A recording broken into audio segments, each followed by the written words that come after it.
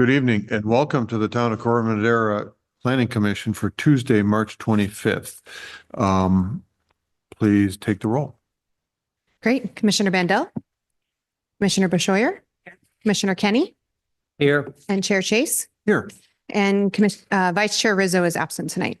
All right, thank you. Join me in a salute to the flag, please. Pledge allegiance to the flag of the United States of America, and to the republic for which it stands, one nation under God, indivisible, with liberty and justice for all. Thank you. Is there any commentary for that which is not on tonight's agenda, either in the room or online? I see none. Okay, so we will not have any commentary on anything besides tonight's agenda. And tonight's agenda is a business item, a study session, and a community workshop for updating building and planning fee schedules, including other regulatory fees. And there's a lot of pages here, but it's up to Amy to distill this for us. So I'll have help tonight. So I just wanted to introduce this item. Thank you for hearing this tonight. This is hopefully to get your feedback as well as community feedback. We do have quite a few comments that came in that are within the packet or that have been emailed to you today. But this item is to update our fees for planning and building and a sprinkling of a few other things. And I just wanted to introduce in the room, we have Bernie Sapay, who's our building official. And then on Zoom, we have our consultant, Terry Madsen of ClearSource. And so Terry is going to be doing most of a presentation tonight. And then we'll answer any questions that we have. Chair Chase did provide some questions earlier, and those responses are have been emailed as well, but we're happy to walk through those. And Tracy, do you mind sharing the presentation? So I'll kick this off, and then Terry, I'll give it to you after a couple slides here. Wonderful. Next slide, please. So I just wanted to start with what we're going to be talking about today. So I wanted to start with just giving so a little bit of background on just the council's direction and our staff work plan and what the effort encompasses. And then Terry's going to talk about fundamentals and terminology around fees, providing a lot of foundation and background on the regulations that we have to adhere to. And then he'll be going through the study findings of the fee study and our recommendations. And then, of course, we'll get some public input, commission input, and then we'll talk about next steps. Next slide, please. So this is a long overdue effort by the town. The fees were last updated in 2015. Since that time, we have added a few things here and there, parklet fees, SB 9 fees, just as needed. But there hasn't been this comprehensive look at our fee study for a variety of reasons. A lot of it had to do with the pandemic, but also we haven't had a consistent building official in a lot of that time period. So we have Bernie. He's been here officially almost a year, in a couple weeks here.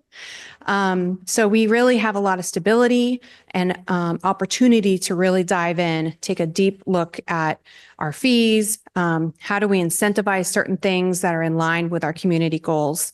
So in talking about goals, for the last few years, this has been part of our staff work plan. So this effort was actually kicked off last year, and we've gotten Terry and his team to help us, and we're moving this forward, and hopefully we'll be having these go into effect by July 1st of this year. But the staff work plan currently includes to finalize and adopt fees, but it also wants these fees to take into account permit discounts or streamlining to incentivize gas to electric conversions. And a lot of this is based on the work of the Climate Action Committee and our climate adaptation plan. And then also to evaluate the fee schedule to look at strategies around creating more accessibility for lower income communities. And we've really extended that to other sectors of our community as well, which we'll talk about when we get there. And with that, I'll turn it over to Terry. Next slide, please. And all right, Terry, can you hear us okay? Well, I hear you wonderful. Thank you all for allowing me to participate in this topic. My name is Terry Madsen. I'm here from ClearSource, and our company helps communities throughout the state identify the cost of service and recover the cost of providing specific services from receivers of that service. So generally, what we think about is towns collecting fees and charges for government services that are performed at the request of or particularly for an individual, a community, or a member of a business, as opposed to services that you provide for the community as a whole. Next slide, please. More broadly, we can think about this as, as a town, we have our general fund resources, and we have, multiple priorities, multiple objectives. And what we frequently do is say, let's use our general tax dollars as much as possible to provide services that provide broad community-wide benefit, like public works services, public safety services, park maintenance type services. And we use mechanisms like fees and charges when we see a direct receiver of service. And typically we would think of that as like, if I'm providing plan review on behalf of a particular applicant, or permitting or inspection. So tax dollars used for broad community-wide benefit, fees and charges used for direct benefit relationship. Next slide. This study is limited to what we would consider service-based fees. So we're not looking at impact fees like the mitigation of, new developments impact on infrastructure in the town. Instead, we're looking at fees that involve some form of service being provided. It's typically permitting, plan review, or inspection, and it's really limited to the building world and the planning world. I think what we try and note in this slide more particularly is, what are we not examining? We are not examining taxes. We're not examining assessments. We're not examining utility rates. So these things that sort of affect every member of Corte Madera on a daily basis are not being examined here. This is more discrete, periodic requests for service. Next slide. And so the question becomes, why do towns conduct these types of examinations periodically? The number one reason is legal requirements. Because these are fees and not taxes, we want to make sure we comply with California Constitution and California Government Code that are telling us that we're not intending to make any sort of profit from this activities. It's the idea of cost recovery, but not beyond that. The third bullet here is this idea that when we recover our costs of service, by definition, we are freeing up general fund resources to be used for some other community-wide service. And then I think this final idea is important about when we recover our costs of service, it helps us to continue to meet the service level expectations of the community. Next slide. I mentioned this idea of fees in California and the Constitution giving us direction, the California Government Code giving us direction. Essentially what they're saying is the town council adopts fees, but it adopts them not arbitrarily. It adopts them in accordance with some link to your cost of service. And the cost of service is composed of salaries, benefits, services and supplies, townwide overhead that is used to help you provide outward-facing services to the community. And so once we know what our cost of service is, we just want to make sure we don't exceed that. We can charge anything up to that, but not beyond that. Next slide. I mentioned that these would be adopted by the town council at the conclusion of a public hearing. So any interested stakeholder, any interested member of the community has a chance to comment, be heard. And the idea as of this moment is that April 1st, there would be a study session for town council. And then April 15th, these would go for public hearing. And then because these are development related fees, they take like a minimum of 60 days before they go into effect. Next slide. In the reports that you receive in my presentation, I frequently reference these concepts of cost of service, cost recovery, and subsidy, and maybe you use them in your day-to-day world as well. We just thought we'd draw attention to those three phrases just for the purposes of this study to make sure that we're all sort of speaking the same language. The cost of service represents our total cost of providing a typical activity. I mentioned that's primarily your labor-driven costs. From a cost recovery perspective, we think about how much of that cost of service are we recovering from the actual receiver of service, and any difference between what the applicant is paying and what it's actually costing the town to provide the service. Any shortfall in that, we're considering a town subsidy of that service. Next slide.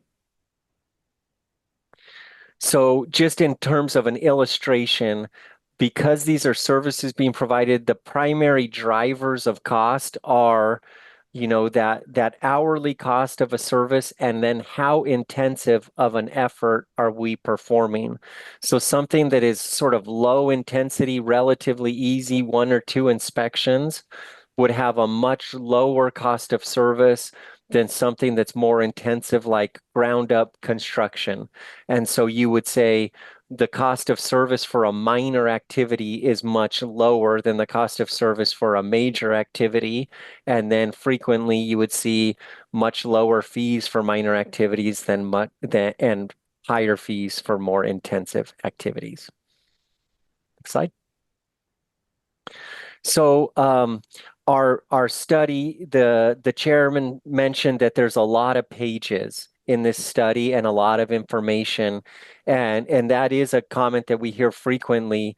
Frequently, what we hear from like a town council or a committee that's asked to chime in on this topic is this idea of, thank you so much for this information.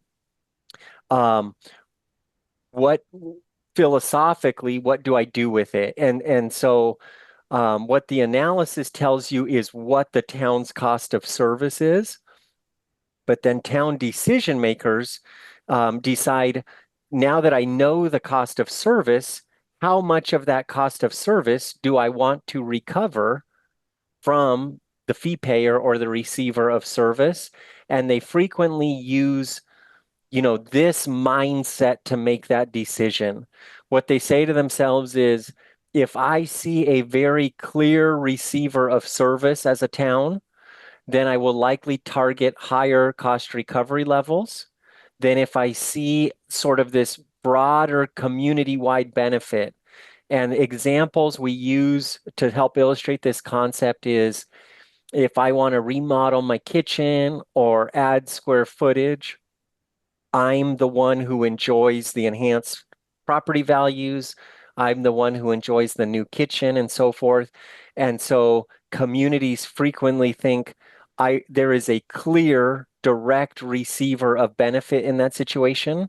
And so they target higher cost recovery levels because they say, if I don't recover my costs of service, then by definition, the other residents and businesses in Corte Madera are covering a portion of the costs of reviewing and inspecting that remodel or that square footage addition, versus something like youth sports programming or swim lessons, where they say there is a clear receiver of benefit. The person that gets to learn how to swim, the person that gets to participate in sports, they benefit from this activity.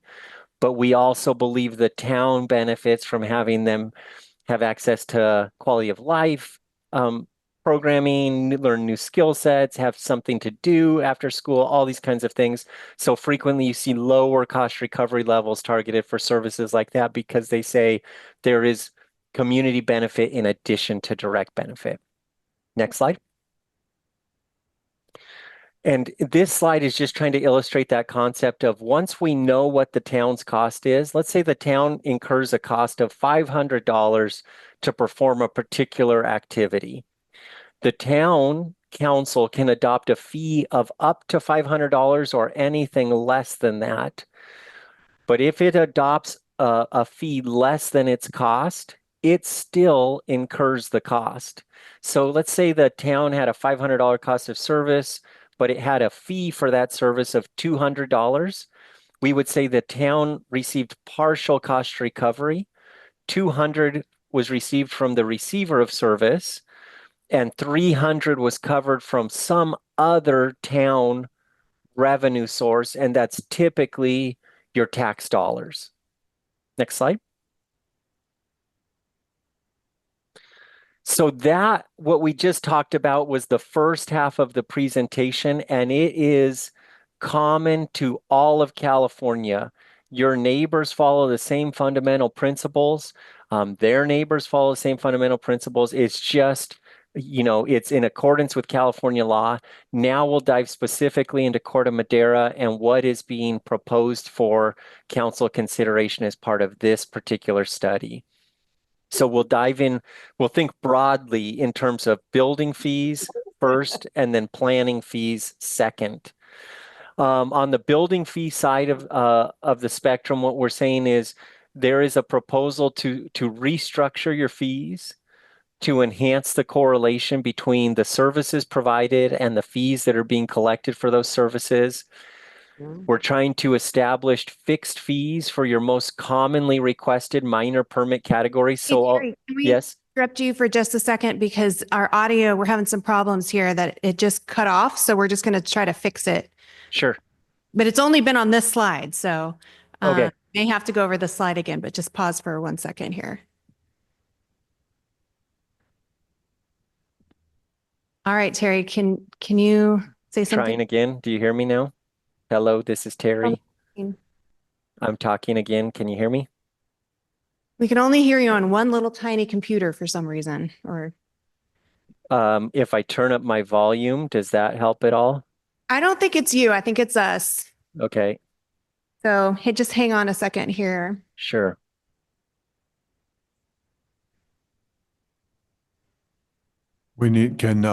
I guess that our sound system in here is working fine, but it's your importation that's getting garbled as it comes through the. It's only coming through. Yeah, there.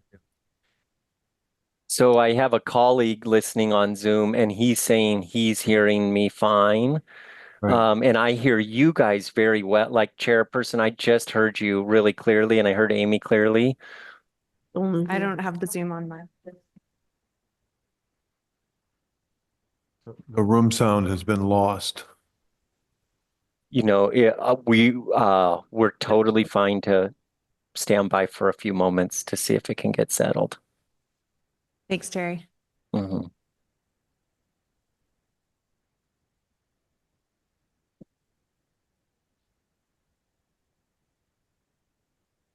I'll just talk just for a second in case anything has changed. Anything?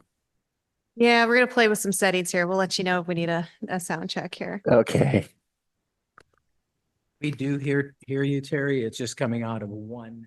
One speaker in a very large room.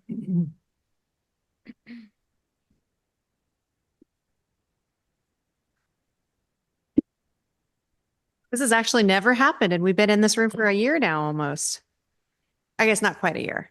I was just It was turning up.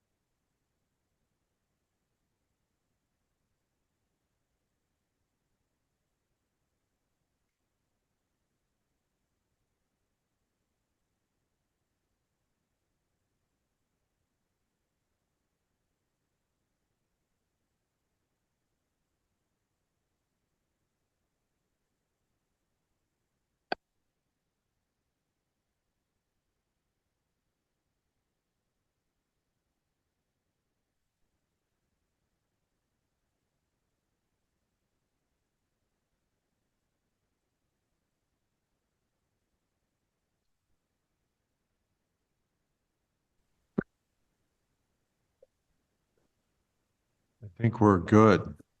Should I try again? Oh, it's Sounds good. working. Yay.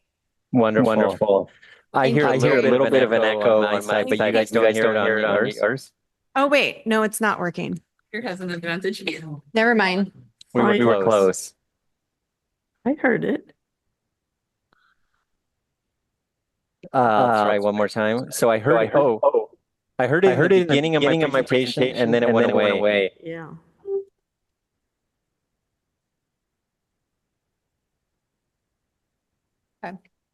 Trying one more time. Nothing yet. Okay. How did it happen just then? Was he playing with the settings at all? I noticed that. Do you guys notice in the beginning of the presentation too as well? There's feedback coming off.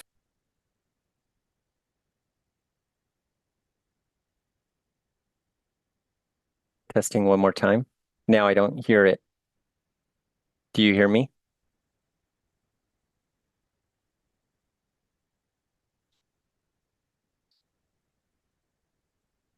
So now I don't hear any feedback. And my colleague is saying he hears me and no echo.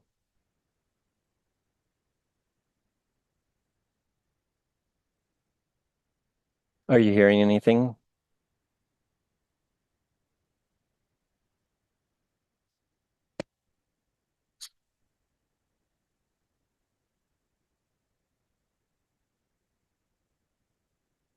Testing. Testing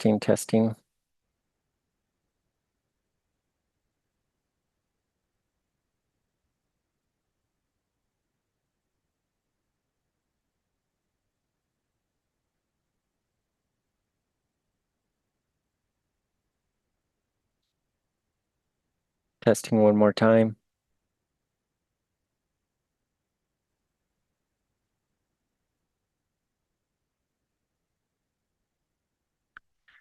Just checking sound check.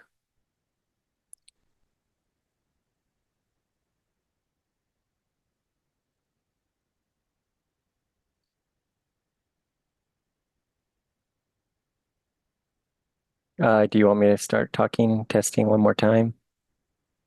Testing one more time. Testing one more time. This is Terry testing. I see microphones moving.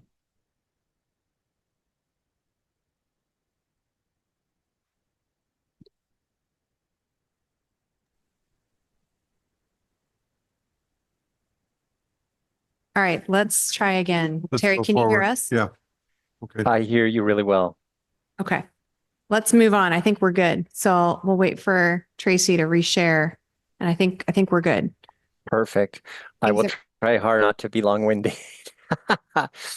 Okay, so diving into the building fees, the idea is just restructuring the fees to make get a clear correlation between services provided, fees collected.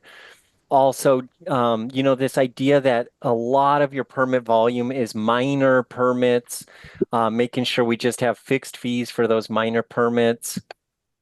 We believe the fee schedule will allow applicants to easily estimate their permit fees. As you move into online permitting scenarios, it should work really well. And it scales to accommodate that idea of lower fees for less complex projects and higher fees for more complex projects. Next slide. Amy had mentioned this idea of a few areas where the town had provided sort of specific direction to staff to think through some potential discounting to help incentivize activities. And one of the ideas was discounts offered for residential electrification projects. So in the proposed fee schedule, the majority of building fees target full cost recovery because of that sort of regulatory idea and that direct benefit receiver relationship. But there are a few areas where we're targeting less than full cost recovery. This is one of those areas. So if you were going to do any residential HVAC work that involved heat pumps, electrification, the proposed permit fee would target 50% cost recovery. Any electric water heaters, 50% cost recovery. And then rooftop solars would have discounted fees as well for rooftop solar installation. And the idea here would be about 75% cost recovery. Next slide. Another item that staff was asked to consider was the idea of discounted fees for sort of potentially disadvantaged populations or underserved populations.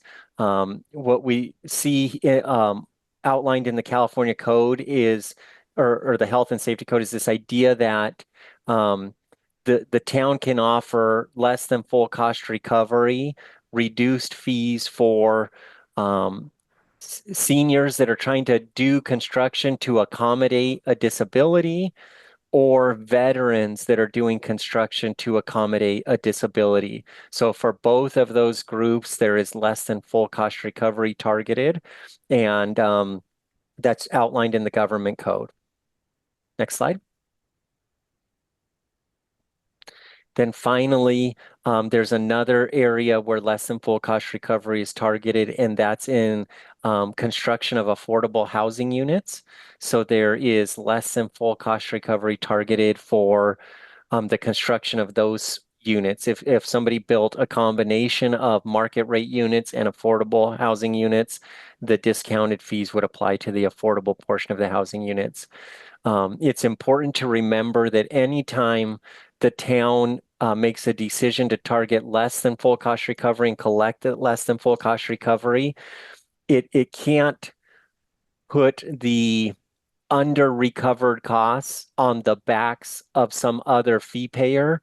It's essentially choosing to subsidize those costs from general funds of the town. And so we make that clear in the analysis, and we just also wanted to present it to the Planning Commission and then ultimately to the Town Council, just so we're clear. Next slide. In terms of a fiscal impact, what we see right now is we think that if the town modified its building fees, there would be room for additional cost recovery of about $660,000. That is targeting full cost recovery from most fees with those specific discounts that I referenced. The idea here in terms of targeting high cost recovery levels is that the fees are primarily regulatory. We do see a clear direct benefit relationship when construction activity is happening. And when we do target that full cost recovery, we're essentially saying to ourselves, we're trying to avoid having other Corte Madera residents and businesses subsidize individual construction activities. So that's what we're seeing in terms of fiscal impact. Frequently, a town says, again, thank you for this information. If I did move forward and consider adopting updated fees, would those fees, how would I be positioned within the region? Would I be in line with the region? Would I be some sort of regional outlier? And fee schedules have, as the chairman mentioned, hundreds of line items. So it's unreasonable to compare hundreds and hundreds of fees that may not have the same naming conventions from agency to agency. Instead, we grab a handful of fees and say, do we see some general patterns emerging? And can we give you a sense of where you would stand in terms of minor permitting, major permitting, and so forth? So let's walk through some of those scenarios. Next slide, please. So first, just looking at the minor permits, this is stuff that your contractors could be dealing with on a day-to-day basis, and even your homeowner community that's trying to do projects themselves could be trying to tackle these and trying to permit for these. And what we're saying here is for these minor permits, we don't anticipate a lot of change in fees. If you're doing a residential re-roof, if you're doing residential rooftop solar install, if you're doing a water heater change out or just doing some minor plumbing permits, your fees are actually going to remain relatively unchanged. Some might go up slightly, some might go down slightly, but it's not like a material change. Where you're going to see more significant changes in the sort of the larger scale construction permits. And let's go ahead and look at those. Next slide, please. So we mentioned the idea that building is proposing to modify their fee structure. If you looked at the town's current building fees, there's just a few categories total. It might say, are you doing an addition? Are you doing a new construction of a single family residence that's 1 story or 2 stories? Are you doing a remodel? It's just very, very a few categories that are treated really totally homogeneously. And what we've proposed is to modify your fee structure to allow you to accommodate variation. So you might have residential construction that's 1 story, but one project could look magnitudinally different than another project. And so if you look through the region, if you look at Mill Valley, San Rafael, Petaluma, Larkspur, Novato, all around you, there's this common fee structure that's used that says, what is the scale of your project? And let's assign fees based on the scale of the project. And so these next 5 slides, think about small project, medium projects, larger projects, and what would the fees be, assuming town council adopted fees? How would you align to the region? And so this is a small scale project. And what it's saying is modifying your fee structure. Corte Madera would really align well to the region. And you see there's just not a lot of variation from agency to agency to agency in these fees. Next slide. I won't talk a lot about all 5 slides, but the bottom line is we didn't try and position Corte Madera to a certain place. The regional fee comparison came at the end of the study. So we do a full analysis. We base our analysis on Corte Madera, your costs, what we believe are your service times and your effort and intensity. And then at the conclusion of the study, we say, assuming the council adopted these fees at cost recovery, where would that position Corte Madera? And so I just want to make known that for the next 4 slides, you're going to see Corte Madera in dark blue shading, and you're going to see it in sort of this mid-range of the region. We didn't deliberately position you there. The analysis indicated that that's where you would fall. So slightly larger scale project. Next slide, please. Now we're getting into, larger scale project, maybe remodel, small tenant improvement, something like that. Again, just lining up into the middle range of the region amongst some of your neighbors. Next slide. Getting into larger scale projects. But again, mid-range and even, you're looking at a $500,000 project here, and most of the agencies are within a couple $1,000s of each other in terms of permit fees. So just not a big difference from agency to agency. Next slide, please. And this is a larger scale project. And again, over and over, Corte Madera is just sort of falling in this mid-range of the region. Next slide. So that was the building idea. Building broad ideas are pretty much full cost recovery with certain specific targeted discounts where town, goals and values have said maybe we would consider discounts for electrification, disadvantaged communities and so forth, and affordable housing. On the planning fee side, what we find is that most of your cost recovery is captured using time and materials billings. In the building world, you typically see flat fees or fees that scale based on project complexity. A lot of times in the planning world, because you're just dealing with sort of some unique situations, you do see time and materials billings. Corte Madera uses time and materials billings for many of its sort of significant activities like entitlement reviews and so forth. And so we are continuing to do that, but what you'll see is sort of a recalibration of those initial deposits, and most importantly, a recalibration of the hourly billing rates that are charged against those deposits. So what we find is that Corte Madera's hourly billing rates just need to be adjusted to reflect your current cost of service. And when you do that, staff can continue to bill for time and materials, but you'll get a higher level of cost recovery because you're billing at hourly rates that match your costs. And again, when we think about that and the adjustment of your billing rates, we think through, would your proposed billing rates align to the region? And the answer is yes. Next slide. In here, we're going to see a lower fiscal impact on the planning side. We think about $70,000 of new cost recovery for services that are already being provided. You're just under recovering. And what's important to remember on the planning side is the town will continue to have some planning services that are not fee related, or the costs of those services are not recovered from fees.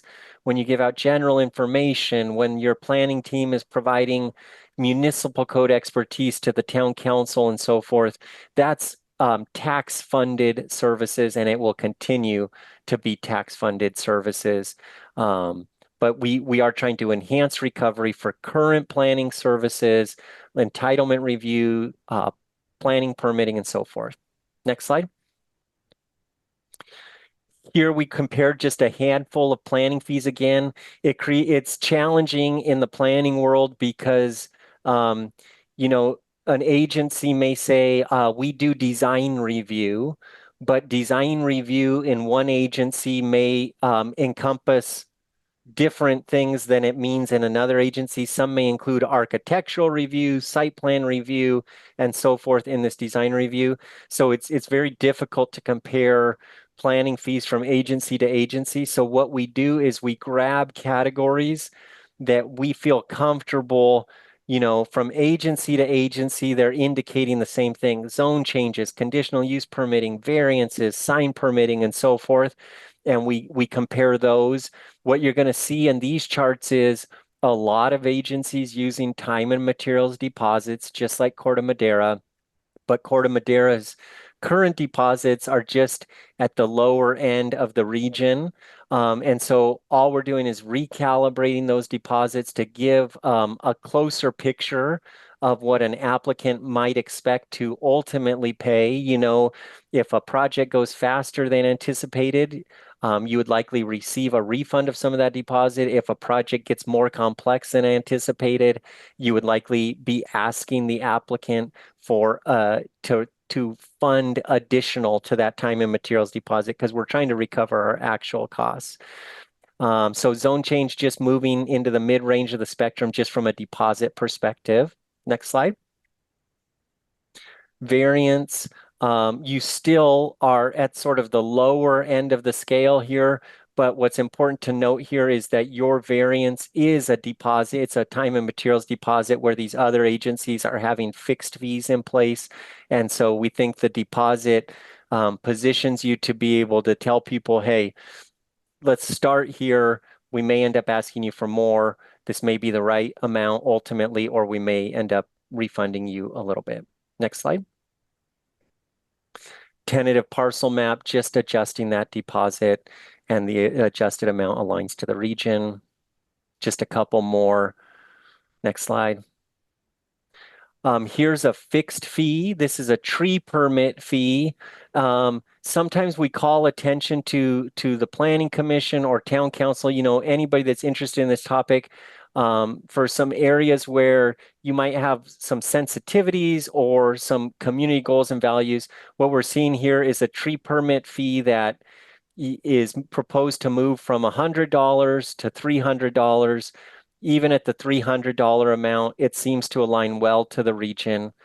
One more slide, please. Oh, two more slides. Sorry. This is an administrative sign permit.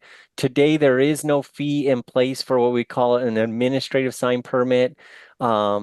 There is a cost to reviewing those and approving, and so the proposed fee would be $1,000. Next slide.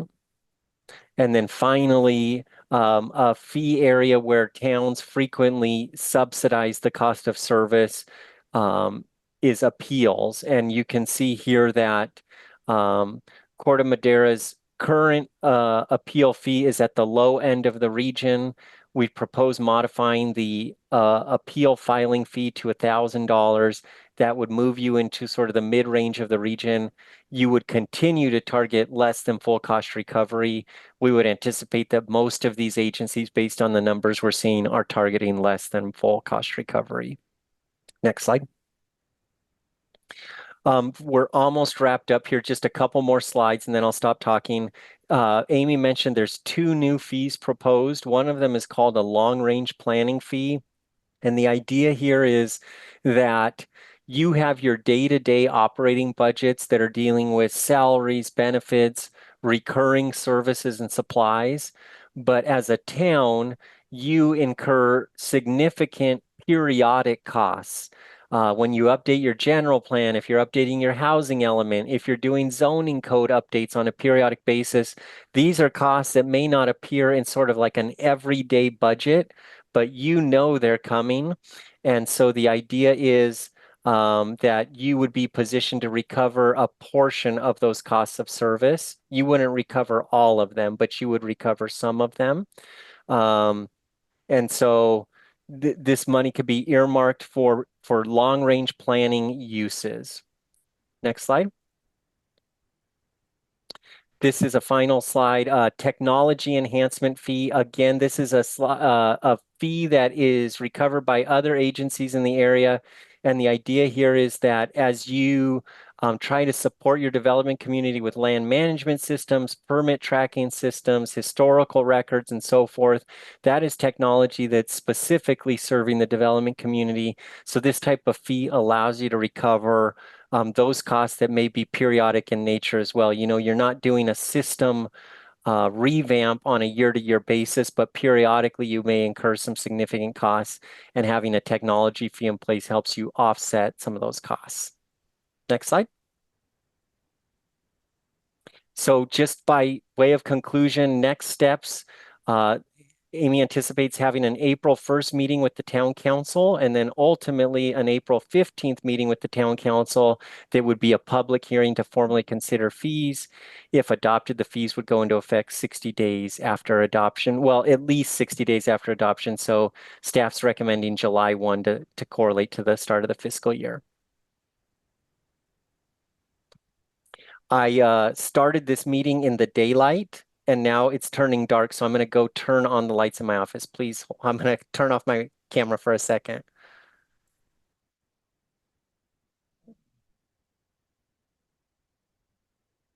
Okay, so what we'll do, if he sounds like he's finished with his presentation, and at this point then, while he's getting himself reset, we'll then poll the commissioners for questions for you, and then to him or to staff, but we'll ask directly to you since you're the expert here on this thing. And we'll take public comment, and then we'll talk about it some more up here at the dais with staff. So I'm going to start on my left with Margaret to see if she has any questions for you, sir.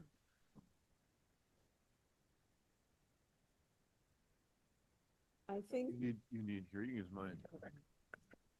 I think my problem with asking questions is, as I looked through the line items, I had questions about individual line items, and I don't know if that's relevant for us to ask or talk about here. It certainly is, Maybe. if you want to drill down into it. Okay. They're pretty well-established line items. Amy, how would you address that? Yeah. Lines? Yeah, this is very loud. I would say that there isn't a significant change in the types of permits that are in the fee schedule. most of them are in our current fee schedule. So the change is really the amounts or the billable rates. So, but if you have questions about the specific types of fees, we'd be happy to talk through I that. guess most of the things that, well, for instance, I didn't see that there was, or at least it didn't,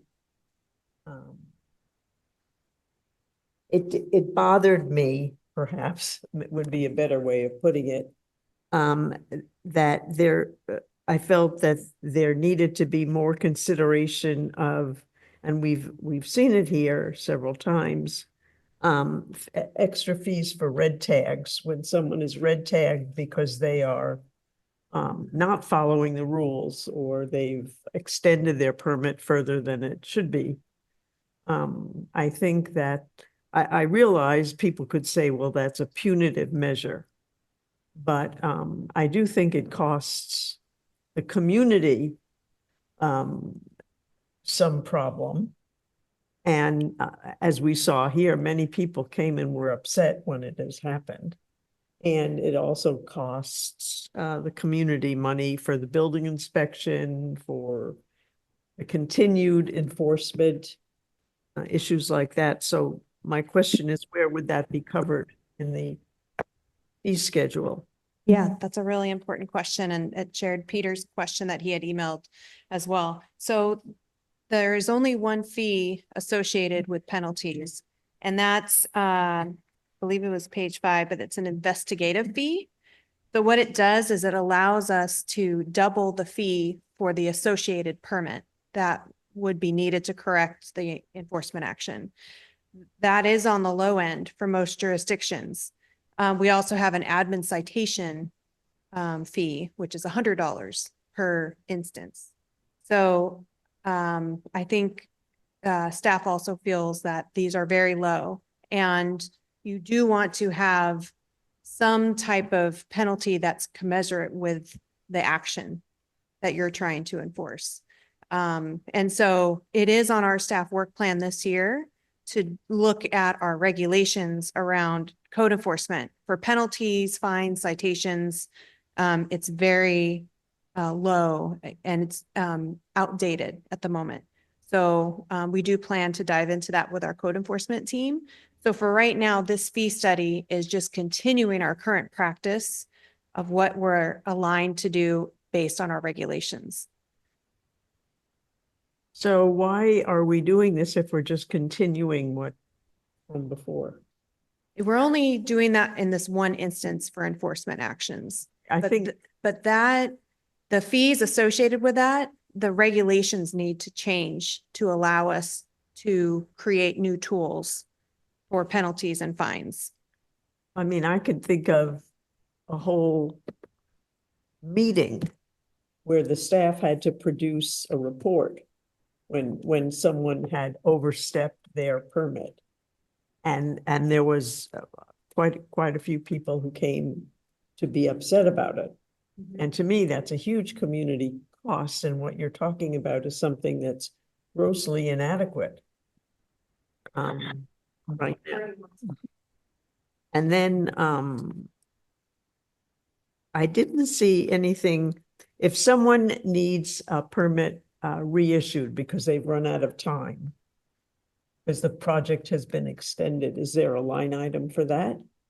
There is currently, that fee is a meager $29, and that'll go up to $80 for a permit extension. The courtesy period as of the end of June will cease to exist. And it would basically cost more money to issue the fees of the $29 right now. So any of the direct answer to your question is yes, there's a line item specifically for an extension of a permit fee, which is is proposed at $80 and it's currently at $29. And I would like to address a couple other comments too about the code enforcement as well. So there actually is zero cost involved. Well, let me reiterate, anytime somebody has a code enforcement case brought upon them, there are additional fees added to that the investigative fees. So they're not off of the hook once they receive a red tag. Once they receive a red tag, they are directed to come in for a permit, and those fees are only doubled. And I say only because there are other jurisdictions out there. I may regret saying this, but there are other jurisdictions out there that have more than that, 9 times higher. However, that comes with a pitchfork community and With the what community? a pitchfork community. So, You need to explain that to me. this, if we had if we proposed a 9 times higher fee for permit violations, and I'll explain a little bit after this. This room would be overpacked with people, which I wouldn't mind. However, they would be carrying pitchforks. I use that term lightly and loosely and comically. However, it would be a hard battle to go up. Is too low? Is the number too low? And I'm going to say right here, right now, yes, it is. However, we will get there. Okay. We will get there. Now, just to clarify a couple other comments, when there are further inspections for a code violation case, those fees, our time, it is billed. It is attached to that. So there is zero fees from the community being applied to that code enforcement case. We charge them whatever time whatever, if it's the inspector, the code enforcement officer, my time, whoever is involved, it's billable time. As I recall, it called for this one particular thing that I'm remembering. It called for a whole new planning commission meeting. And Tracy produced a report, or somebody did, and everybody had to get a new binder, and we had to listen, and we had to go through a whole different kind of new session. Some projects Is are that included also in the fee? it is. I think I know the one you're talking about, and that would have been processed as a permit amendment, which is a deposit-based fee where time is charged against that. People could get money back after the deposit, or they could need to replenish that deposit with us. But it is a permit amendment with the planning commission. Is deposit-based, and it's proposed to be deposit-based on this fee schedule. One question. And then there was one part here, it was in the building fees, and the page, it's page 3. And it's the determination of valuation for fee setting purposes. And it said the applicant's estimated valuation, and an applicant would necessarily want to lowball any kind of evaluation and keep it as low as possible, unrealistically low or just low. And I don't think the town ought to be really using that as a good level of what the value of a project is for fee setting. So that page and that chart, that quite frankly is typical of California. And every day, I can't count it on 2 hands, every day that, of course, everybody lowballs it. Okay, not everybody. 1% does not lowball. 1% is forthcoming. Right. The other ones, not so much. But this table, this is a guide, and later in the fall, there will be a building valuation data table. And that is It has all of our occupancy types. And now, Mr. Chase, this may answer your question also on it. So it's a building valuation data table, and other jurisdictions do have it. And we will have it also. And what that table consists of all the different types of occupancy groups and the occupancy types, the R1s, the R3s, all of our utility, every single building type. And it'll have the different type 1, type 2, type 3, type 4, type 5. And it'll have a chart in there. And that chart, that building valuation data table chart, those values will be based on our model code of our ICC, the International Code Council. And not to go in too much depth, but the answer is yes, we will have a building valuation table so that it's not arbitrary to us. It's not subjected. We would hold everybody to the same table, to the same valuation. If they say they are doing a 200 square foot remodel or a 200 square foot addition, this table is priced per square foot. And that table is an average cost over the 50 states. So it's an average cost based on or derived from ICC, which is the International Code Council, who is the model source, the model code for our California building code. And that valuation, that company, ICC, that agency, they produce those average rates, those average construction costs across the country. And they're also to help with those rates. Not every zip code has the same construction rates and fees. So there's a cost multiplier involved with that also. And that cost multiplier it's relevant upon our zip code, our area. It might be, they might consider us a subsidy, if you will, of Oakland. And we're like, we're not even in Oakland, but this is the cost multiplier. But that's to be determined. But there will be something forthcoming, and that will help ease the applicants who are less than forthright.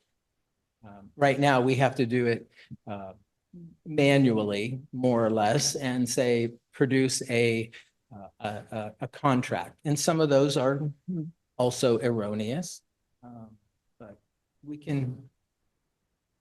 And that cost, that valuation, doesn't always.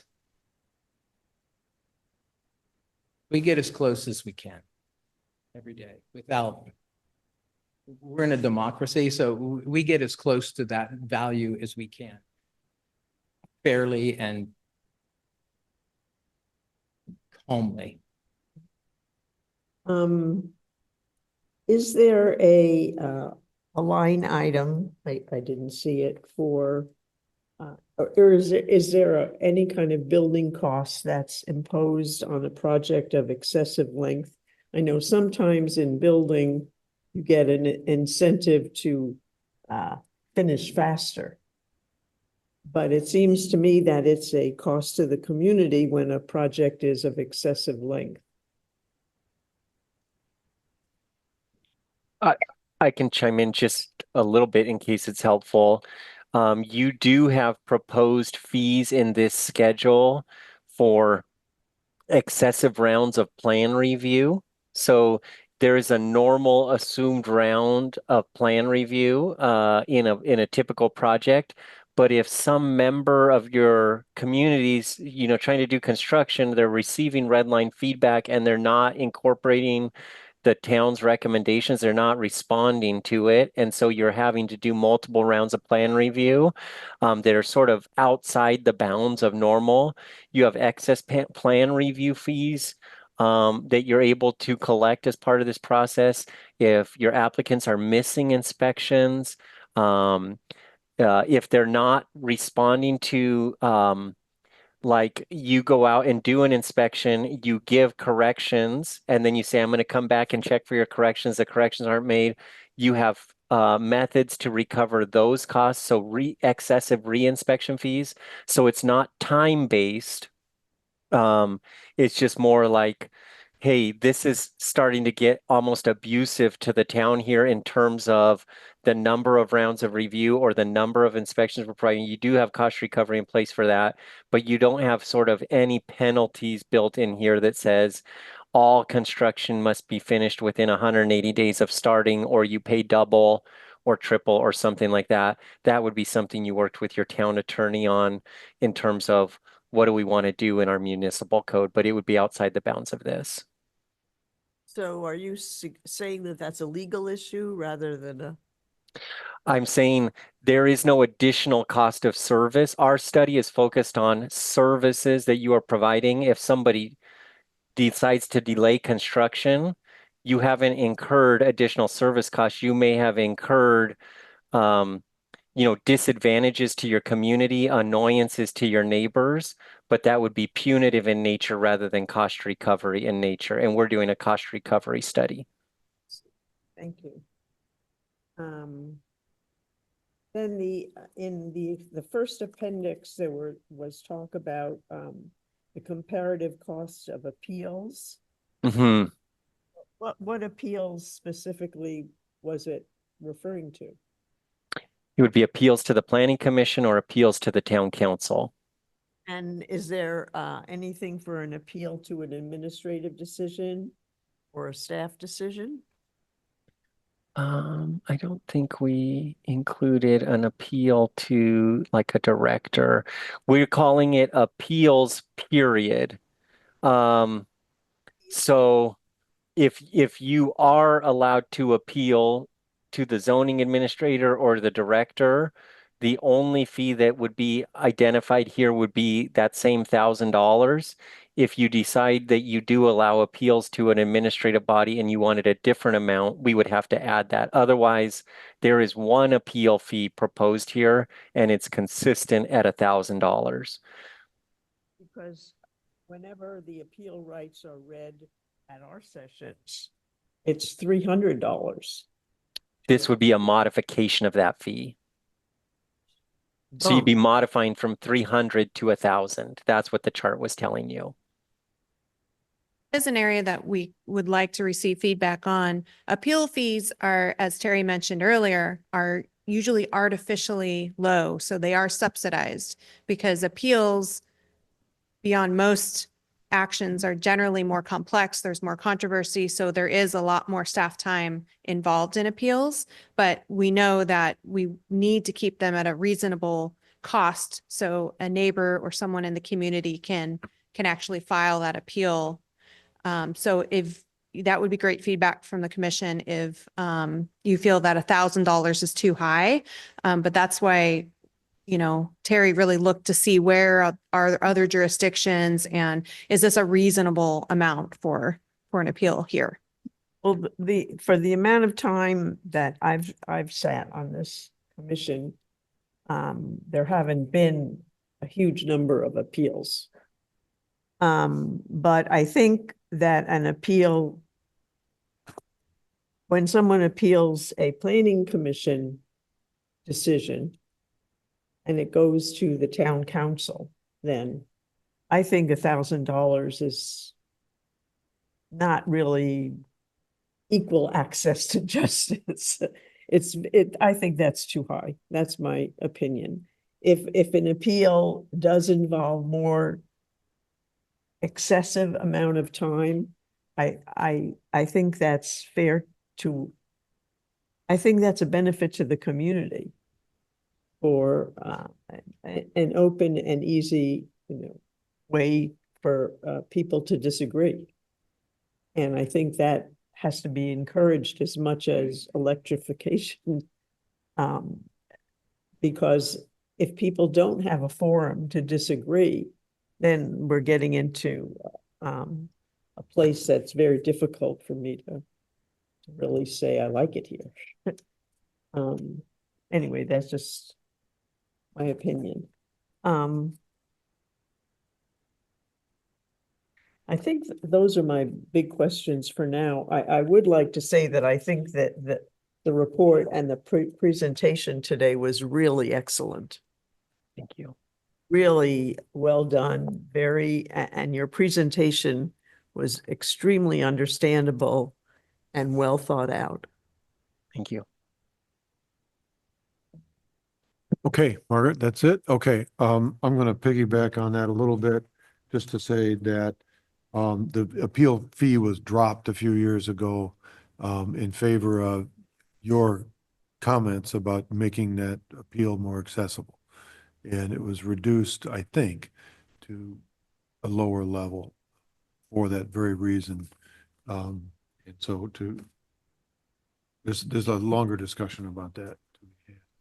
And then Mara's question about the penalty fee process. My question to you would be, what's involved with staff assessing that? Is that a legal discussion, a staff, how does that go about being addressed? It's both. So it is on our staff work plan. And so that would be primarily our code enforcement team and our town attorneys. But it will include our community development department as well as public works. And because really the code enforcement process touches on all areas of our code. So we just need to do a review of what is there, what needs to change, and then there will be outreach involved and public hearings involved in that Right. process.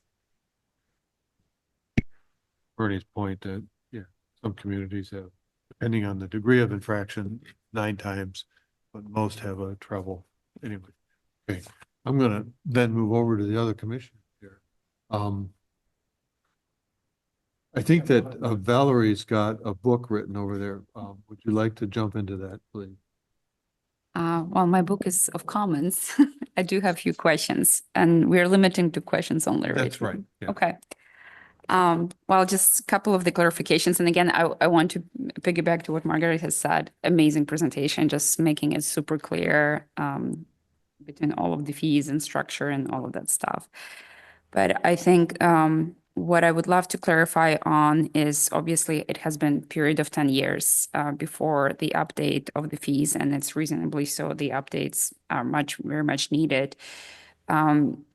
Overall question is, how often do you foresee moving from today to update the fees? Like, would it be reasonable to do something every year, for instance, to do like a 3% increase to, kind of keep up with the inflation and other things so that it's not as shocking to the community overall? Let's take. I'll let Terry jump in there. Sure. Thank you, Commissioner. Yes. So the idea that we see most frequently sort of adopted by communities lately, and it's not a formal adoption, but the idea that we see typically is you do a study like this every 3 to 5 years. This is sort of an intensive effort. And in the in-between years, the adopting resolution authorizes an annual inflationary adjustment to fees to avoid long periods of stagnation followed by like peaks or spikes. And so the fee schedule that has been prepared for council, at the far right-hand side of every fee, there's a column that says, would this be a candidate for yearly inflation? And it has a Y or an N as yes. This would be a logical candidate for annual inflation of this fee. And then the resolution prescribes that the annual inflator would be your regional change in costs. So that's been received positively by the development community. The development community, nobody likes to pay higher fees, but they've sort of wrapped their mind around this idea of cost recovery for development related fees, but they have expressed the idea of they would prefer incremental adjustments versus long periods of stagnation between fee changes. Thank you. Yeah, and I think will be very much appreciated because I think everyone in community would expect some small percentage increases rather, again, like I think it will be more of a stronger initial reaction to the big bump in fees in general. But again, back to what Margaret has mentioned previously, I also had a question on the appeal fees. it sounds like it's too high because it feels like the public will be discouraged from the public participation on the planning commission, as well as the overall town council as well. So just to, again, not to discourage participation, I think we should have like an open conversation on in regard to how much we charge for the appeal fees. And also in regards to how this revenue, and I think Terry, you had an amazing way of explaining of how the recovered costs would be spent. So it would be nice if you guys can would incorporate some kind of system, or I don't know if you had a plan to incorporate that on the website, kind of explaining to public how the fees will be tracked and where they would go and how that would benefit the public. So I don't know if there been a plan to do that more publicly, to explain everyone rather than just having per meeting type of session. Do you mean that you would want to see on a semi-annual basis how much revenue we're taking in and then how that's being spent? I think that would be helpful, just to give some kind of updates, how the fees are being accounted for. I think public would love to see that, how it benefits the community and how, it offsets the taxes and so forth. That is our budget process. So we do that. We do a mid-year budget and an annual budget. And as part of that, there is that analysis. We could certainly pull that out and highlight it specifically related to development fees, but the cost of fee study is really making sure that our fees we are not making profit. I mean, they are not absorbently high. They are exactly related to the amount of time based on the positions associated with the work that's being done. So what we hope to see, and that's what Terry was showing in those tables, is that the cost recovery is actually related to the amount of revenue that we're projecting to get based on the fees. Right. So we could certainly figure out a way to break that up. I'll let Terry speak to this too. Commissioner, I'm just curious, is what you're saying, because we saw in another community that we worked with, where they were trying to help people understand, why do you pay encroachment permit fees? They created a small FAQ, like frequently asked questions section, that sort of said, like, why do I pay this fee? Why do I pay these fees? And there was just a short narrative that said, these fees are collected to offset existing costs of service. They're not intended as taxes. They're not funding police services. They're funding specific services that are being provided. And so it was just a few sort of FAQ, like commonly asked questions and common responses. Is that sort of what you have envisioned, Commissioner?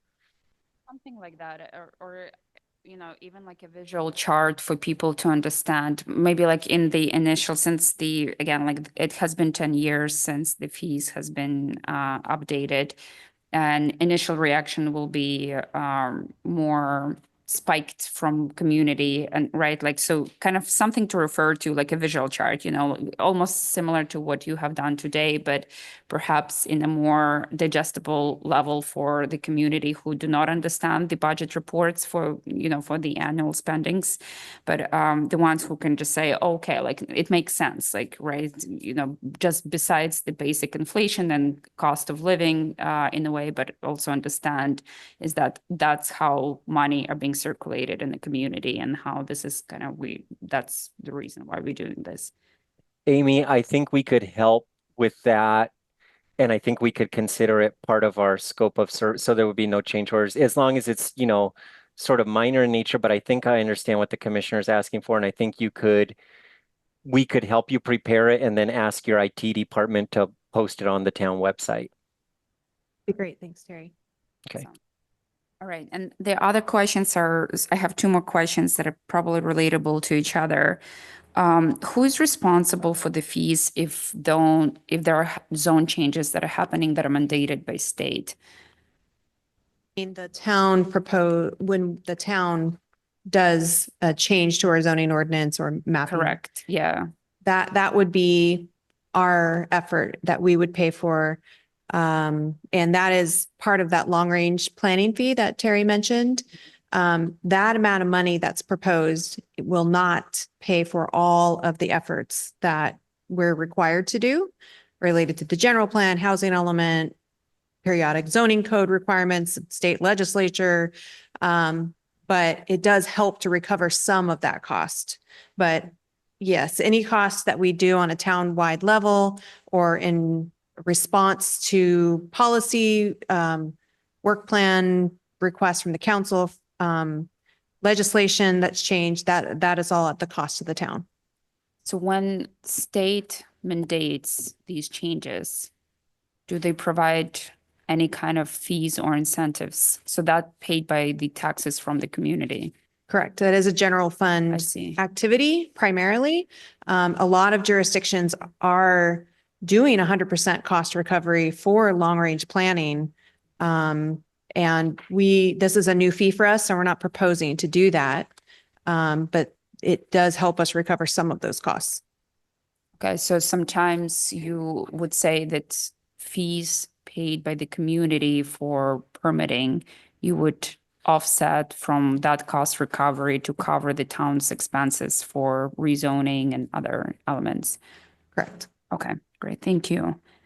And then other question then kind of piggyback written on that one. Are we legally allowed to incentivize developers who are involved in the affordable housing built out? So we can reduce fees to incentivize certain activities, which means the town would be subsidizing the delta of that cost. But that is within a decision-making authority of the town council. So that is an area where we're looking for input on. This set of changes to fees does encompass the recommendations to reduce fees to promote electrification, to promote the building of affordable units. And yeah, those are the two areas of incentivization that we are kind of contemplating with this. And would we be legally allowed to incentivize developers who are doing both, for instance, if they are proposing the affordable housing units in Corte Madera, and for instance, they give back to the community with, community spaces, park improvements, LEED certification, would we be able to incentivize further for add-ons to the regular affordable housing build out? That's slightly different. So what we're considering as far as incentivizing is based on the fees that they would normally have to pay and giving them a discount. Things beyond permitting fees, such as amenities or partnerships on open spaces, things of that sort, those are usually handled through a development agreement or some kind of negotiation between a private partner and a public partner. So those would not be part of this, but there can always be a cost or negotiation based on whatever service that the town would like and the developer is providing. I see, but for instance, if the project has a little bit more than a typical state mandated requirements, are we allowed to lower the fees for permitting, for instance, if they include certain areas in their projects? I don't think we can do that through fees. And maybe Terry can weigh in, but I've seen situations where some jurisdictions want to help one nonprofit, one developer, and they choose when approving a project to reduce fees just for that one project. But that is a different decision. It's not part of a larger process where we're saying as a community, we want to incentivize these across the board. It really is a negotiation with that one developer. So I don't know if Terry, you want to weigh in on if that's possible. And I think you would have to check with your town council. I feel like you're getting into an area that we're not true experts at. We are experts at the actual consolidated fee schedule that's proposed before the town council. And in this version of the fee schedule, there is only 3 discounts proposed: electrification, affordable housing, and the affordable housing discount is very clear. It's what you would normally pay in permit fees and associated fees for the affordable units only. And then there's a discount for construction to accommodate disabilities. But it's very clear. And so if there was something that needed to go beyond that, it is not contemplated in this schedule, and I think it would have to be contemplated separately. I think it would require separate legislation. And if you're going case by case, it would get you into rather dangerous waters, given that we're required to apply objective standards to most or all multifamily housing these days. I find it difficult to see how we could do special deals with individual developers and apply objective standards. It would be threading a pretty tight needle. Yeah, I can see that. Thank you. Thank you very much. All right, Mr. Kenny. Thank you. I would agree with Margaret's comment about both the staff report and your consulting work. Very clear. I guess one question was it, and this is someone who wrote in a letter to this effect. How would we know whether the discounted fee to go electric, whether it's heat pump or water heater, is enough incentive to actually get somebody to do that? It seemed to me it's very little money. Yeah. I will say we're not sure where that sweet spot is. And, but that's why we're proposing a certain point. And I think we're getting comments that we didn't quite hit the mark. So that is input that we would like to have. There are other types of things that can happen outside of a fee schedule where you can have a fee holiday.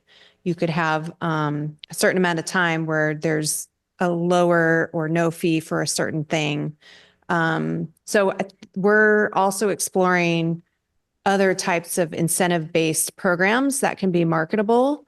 But in this case, we are really just looking at what other jurisdictions are doing, which ones have been successful, and what we think may be successful here in Corte Madera. So is this proposal based on what other jurisdictions are doing and with their success? Lightly, yes. I'll defer to Terry on this. Yeah, Commissioner, this is an interesting exercise that you're going through where you're saying this is a value to my community. This is important to us. And so we want to prioritize it. And so I think the way you would measure, and it is consistent with what you see in some other communities. So I would say for the most part, what's being proposed by Corte Madera is already beyond what we see in most communities we work with. So most communities we work with today do not state that they are providing reduced permit fees for heat pumps, residential solar installs, residential electric water heaters. They're saying, what is my cost of service? And I'm going to recover that cost of service. And the cost of service is really very low compared to the actual project cost. So an HVAC is going to be a $10,000 component and your fee is going to be $200. And so they charge full cost recovery. So what is proposed by Corte Madera is already beyond what we see in most communities. What you'll want to do to see if your incentives are working, I think the best advice we could give you is your department can track how many residential HVAC changeouts have we processed historically, how many permits have we processed historically, and then you'd monitor from July 1 to June 25, 2026, from July 1, 2025 to June 30, 2026, you'll see if your permit volume changed. If you get a whole bunch more permits, then you would logically deduce that may be linked to my reduced fee. If you have no difference in permit volume, you might tell your staff, I'd like to reduce this even further to see if I can see a change in my permit volume. But you'll just continue to monitor and you'll ultimately decide whether your fees are really the driver of somebody coming and permitting. But I think it will be an experimentation over time and it will be linked to applicant volume. And the affordable housing unit fee reduction, is there any logic to adjusting that based on the percentage of AMI that they're charging? That is a tactic. And I will say most jurisdictions are really looking at impact fees or areas where there's a more significant cost for the affordable housing developer. Before us is this fee study. So we are trying to provide some type of incentive under the purview of what we have right now. Impact fees are a lot more complicated. And honestly, there's a lot more cost involved. So there's a lot of more political decisions to be made. The fee reduction or incentive that's proposed is it can change. So this is a very simplistic way of providing an incentive. Staff also would like to suggest that we consider affordable units over what's required. So we require, for instance, 20%.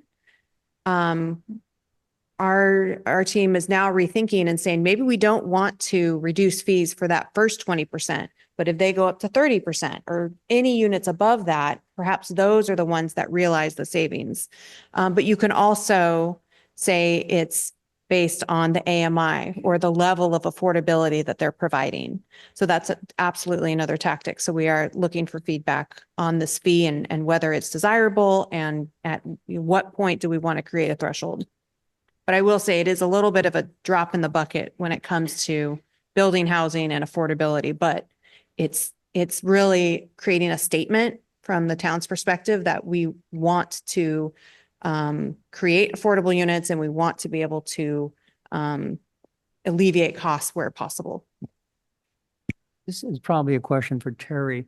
In your comparison of various communities, it seemed like Mill Valley was always at the top or close to the top, maybe San Rafael sometimes.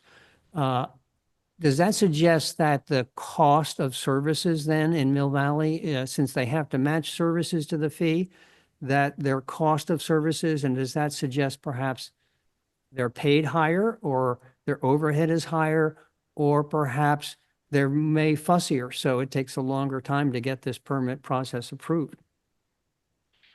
So we did not set fees for Mill Valley or San Rafael, but I feel like all three of your conclusions are potential logical conclusions. So we wouldn't know whether it's all three or whether it's one or two of the three that you mentioned. So they may have different pay scales, but I would say that our gut feeling, because these are building related fees, and this is totally editorial. Remember, we did not establish their fees, so I can't comment for sure, but I would say it feels logical based on what we're seeing that they are likely attempting to target cost recovery for those services. And some study at some point in time identified those fees as their cost of service, and they did come out higher than what we calculated for Corte Madera. And so drivers of cost of service are service time, service level, right? Like what are we including in a particular, do we give 2 inspections where somebody else might give 3 or something like that? And then the other thing would be like salary and benefits and, indirect layering. I think indirect costs make a difference too. So what does your organization look like? Do you have a lot of administrative positions versus inspector positions and so forth? So there's a number of things that affect cost of service, but I feel like the way you thought it through, all of those would be logical potentialities. I think a letter comment or email comment with regard to the fee for tree removal. And that when you add to that, the cost of the arborist and the cost of actually tree removal, that it seemed high. Do we have, what sort of track record do we have on that? Ask our resident expert on trees.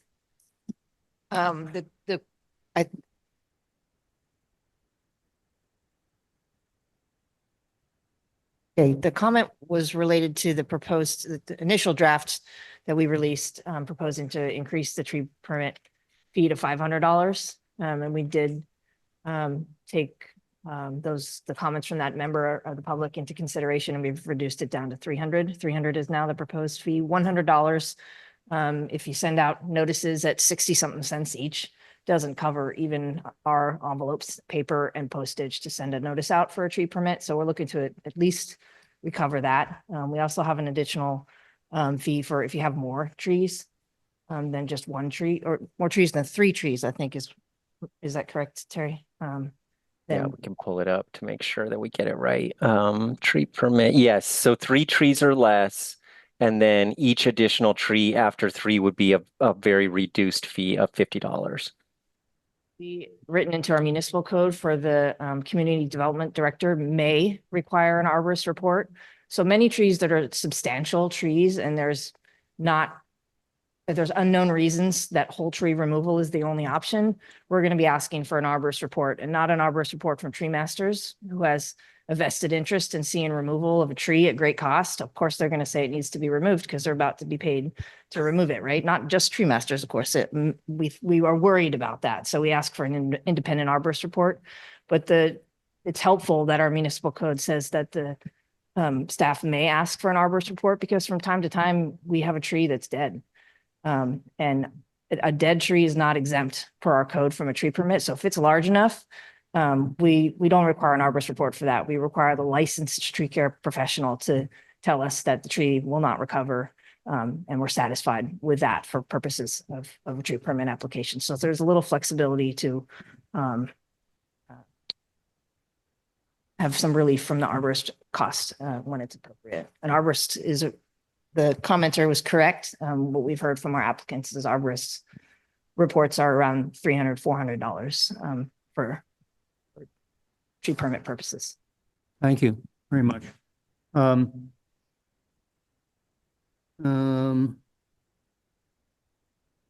guess relative to the appeal fee, do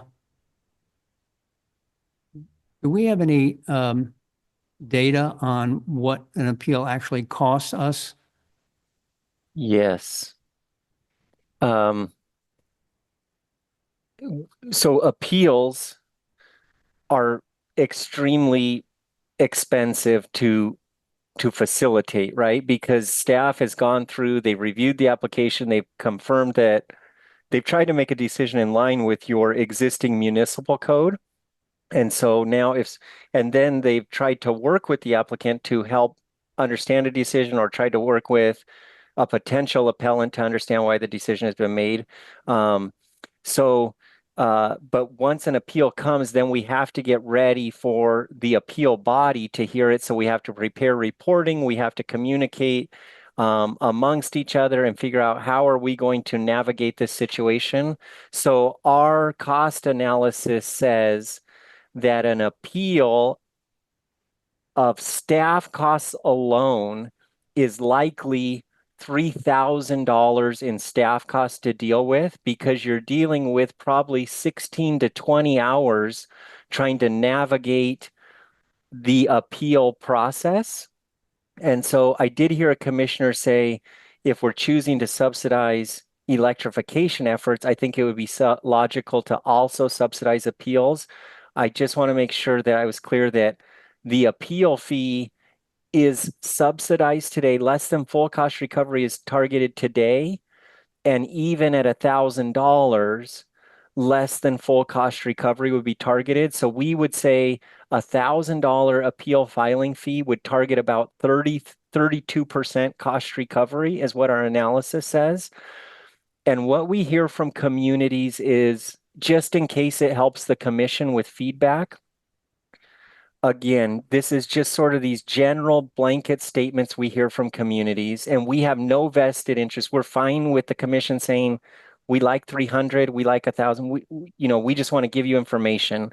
But the information that we generally hear falls under sort of two worlds. One is we want to collaborate with our community, and we want to avoid disincentivizing people from appealing. We want to make an appeal possible, but we also want to work as hard as we can to not even get to an appeal stage. So the commissioner said, we see very few appeals. So that tells us that the town staff is working with interested members of the community to try and make people understand decisions and the logic behind decisions before it ever escalates to appeals.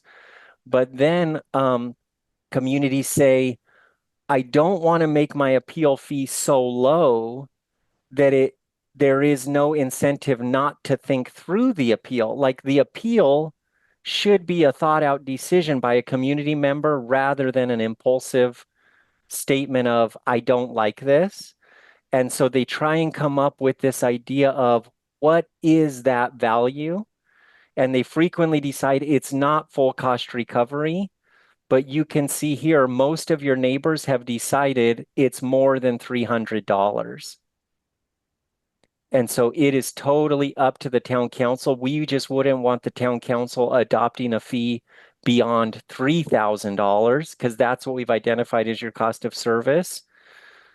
And we would say somewhere between 0 and 3,000. Does that help, Commissioner? Answer. Thank you very much. Peter, that's the end of my questions Okay. for now. Thank you, Daniel. I think that what we'll do here is, since we have two members of the public that might want to comment, we'll open it up to public comment. We got George and this other gentleman I don't know. So would you guys like to make a comment on this tonight? Are you guys wanting to make a comment here tonight? Oh. Okay, well then you don't want to make a public comment. Okay, but George might want to say something. George. Chair Chase, Commissioners, thank you. Appreciate the opportunity. I don't want to get into the minutia, which you're doing, and I give you great credit for having the patience to do it. Let me just throw a couple of things out, because I did look through this, and I will say, we're talking about right now 5% of the town's annual budget for the cost of the departments involved in this fee structure, going down to 2.5%. That 2.5%, according to the figures presented, means, in simplistic terms, that the cost of a permit of anything would double. Okay? So it's a little more than double. It's about 210, 215% to get to the cost recovery. So, and I understand about the electrification and all these things. I understand that when something gets subsidized, for good reasons, and it's agreed to, the other people have to pay for that subsidy. Comes out of one pocket or the other. There was a question about when projects are delayed and how the permit holder can get fined and things like this. And I wonder if there's any discussion about how, when the project is delayed due to the town's fault, what their responsibility is if they delay it. Because my experience with the town in getting permits is not good, but that's not the focus of tonight's thing. In the fees that are shown for various projects, does that include the other fees by other departments or just building and planning? vis-a-vis fire department, things like that. There was discussion about having a way to raise the rates incrementally every year, which I know Park and Rec raises their rates and they don't go through a big study to do it. And they say we do it and it's 2% or 3%, and that would be nice, and we wouldn't have to go through all of this and say, should this be this or should that be this? It would have been nice to see a comparison on some of the fees that are presently charged compared to what will be charged. So I can say that if I'm getting a hot water heater, if I got it today, this would be the fee. If I get it after July 1st, if this gets approved by the council, how much would it be? So I can see a real number kind of thing. I understand we all like to brag about our fees are lower than the town down the road. That always goes on. It went on when they raised sewer fees and they said ours are less, but I don't know that that should be a benchmark or something standard. I mean, it would be nice to say, what are we doing to lower the cost of fees by getting more efficient? I haven't heard, and that's not the purview of the report that was proposed, so I won't go, into that kind of thing. Here's something to ponder, perhaps. What is the permit based on dollar-wise? If it's based on the estimate of the project, that means it's including 10 to 20% in profit and overhead. There are some communities in the Bay Area that do not charge a permit on profit and overhead. So if I'm doing a $500,000 project, and it's, I take 20% off, taking $100,000 off my cost of a permit. I didn't see anything in the report about, this little wrinkle of street impact fees, which always crop up kind of thing. The 1% over 10,000. So if I look at this and I say, oh, I've got this report, it was approved, I go and the permit should cost me this much. Wrong. You'll get a complete, depending on the day of the week, the person you talk to, you will not get the same answer. I can guarantee you that because I've gone through that. Okay. How about some more carrots and less sticks? There's talk, the town says, we want people to get permits. We want to do this. Well, what are we doing to make it easier for them to do it? I've spoken, this will be the last time, I've spoken to the town manager who used to be the head of the planning department, now the community development department, and previous managers. There's 3 reasons people don't get permits. 1, they don't want to pay. Okay. 2, they don't want the hassle of going through and getting a different answer. And 3, okay, I got a permit. I got a final inspection by the town. And then a week, a month, 2 months later, something goes wrong with what was approved. And then where is the town's liability? I was told by the town manager, when that happens, we have no liability and you call the lawyers. So those are my thoughts. And in the executive summary, in the exhibit 1, I think it was page 6, it shows the fiscal impact of the proposed fee adjustments, but for some reason under the current fee side of it, there's 4 tables. On the proposed fee, there's only 3. So it would have been nice to apples to apples kind of thing. Thank you. Thank you, George. Tracy, do you have anybody online that wants to make a comment? No hands raised online, Chair Chase. Okay. George represented a few issues. Is there anything there, Amy, any low-hanging fruit that you would answer quickly?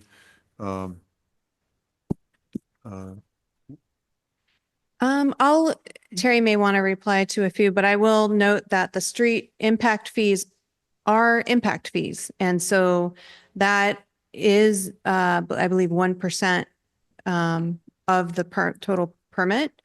And so that is assessed when someone applies for a permit. And I think the differentiation of answers is really based on if someone comes in with a contemplative project, that valuation may be different than when they come in with the actual final application.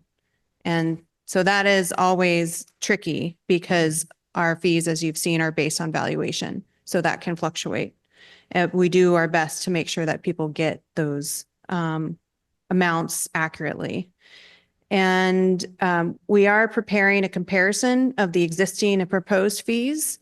And so we'll make sure that that's released in advance of the town council meeting, which will be April 1st.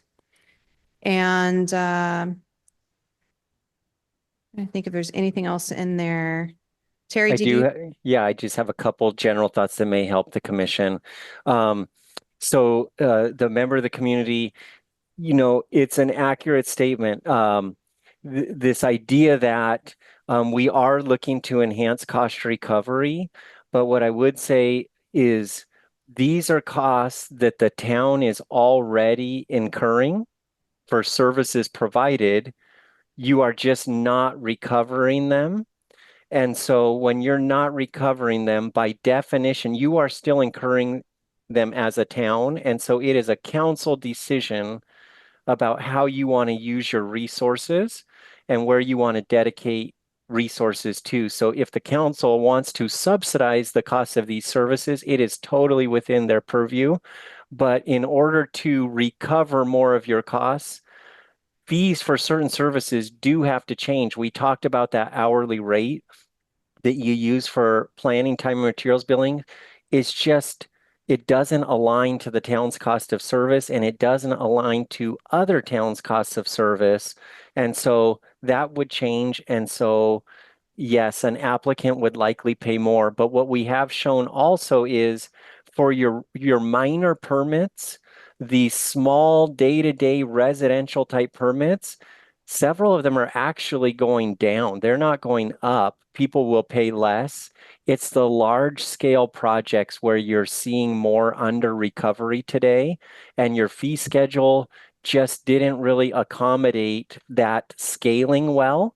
It did fine for small projects. It just didn't handle larger scale projects well. But even the proposed fees, when we look at your proposed fees, they align well to the region. So there is nothing here that sort of stands out as, hey, I'm positioning myself outside the boundaries of normal, in the sense of saying, you know, could we find more efficiencies and lower fees? The only comment I would have to that is, by definition, we would be calling all the other communities inefficient as well. So if all of their fees are based on cost of service, and they're all within the range of what we're proposing for Corte Madera, if Corte Madera lowered its fees due to like extreme efficiency or something, then you would say everyone else is essentially inefficient. So I just think it's, I guess, If you can. may I? George, hang on. I'm sorry. Nope, we can't speak right now. It's not public comment at the moment. But I just wanted to reply to one more thing. George did ask about other fees are changing for other departments. And we are changing a couple things that relate to our permit process, but the fire, Central Marin Fire is undergoing their own fee study. So that is in the process of being updated. And I believe the Department of Public Works is reviewing their hourly rate to be able to increase that for purposes of Public Works reviewing building permits and planning permits. There is a change in the hourly rate. So it is more accurately reflecting the cost. And Bernie, did you want to say something? So I just wanted to make one more comment to Mr. Chopar's comment about profit and overhead also. It is illegal for the town to, any jurisdiction, any town, any city to receive or to have profit or markup or overhead. on any permit. And as you can see by our recovery rate or our cost of recovery, we're still far under our full cost recovery. So there is no profit, there is no overhead, and that is illegal for any jurisdiction to have a profit or overhead. May I ask something that's not a Okay. comment? We can't do a back and forth, but afterwards Okay. we can speak. But Peter, I'll let you Is- chair the Are meeting. citizens allowed to contact the people who did the report? Of course you can. It's in the public information. Thank you. Okay.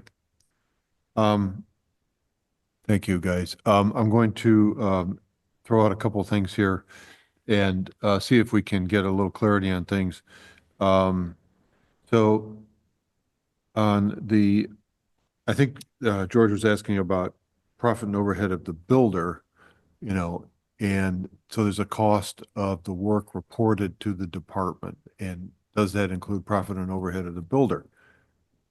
Always it should, it does, right? So it's not a matter of the builder saying, oh, I don't include my profit and overhead in it. That's the cost of the work going to the homeowner or to the builder or to the project, right? So it's reported to you guys. This is what it is. That's what he's saying the cost is. Is that correct? That's right. Yeah. But all that's used is to inform fees that will not recover more than the cost of service. And then what Bernie mentioned is if there seems to be like a discrepancy between the value reported and the service provided by the town, you will be able to revert to ICC valuations for square footage. So you'll always have a mechanism to say, you know, this is how we'll value projects. But what's important to remember is the valuation of the project is simply meant to inform where you fall in this fee table and what service level you're going to receive. You know, if every builder stopped reporting profit, then all we do is say we have to change our permit fee table because the goal of permit fees is to recover the town's costs, not anymore. We don't want, the town itself is not in the profit-making business, and the town should not adopt fees that exceed its cost of service. And there's nothing here that's proposed to do that. So, discussion of how evaluation occurs is a long discussion. And maybe that's a separate study, but it's always a challenge. And the only time that I see builders report the actual cost of the work is when it's part of litigation and they have to say what it costs. And then if they don't report that, then they're in trouble. So that's the 1% or something like that. Now approaching 10% of the work. But we have to find a way to assess that value. And it sounds like you guys are on the way to doing that. Yes. That's it.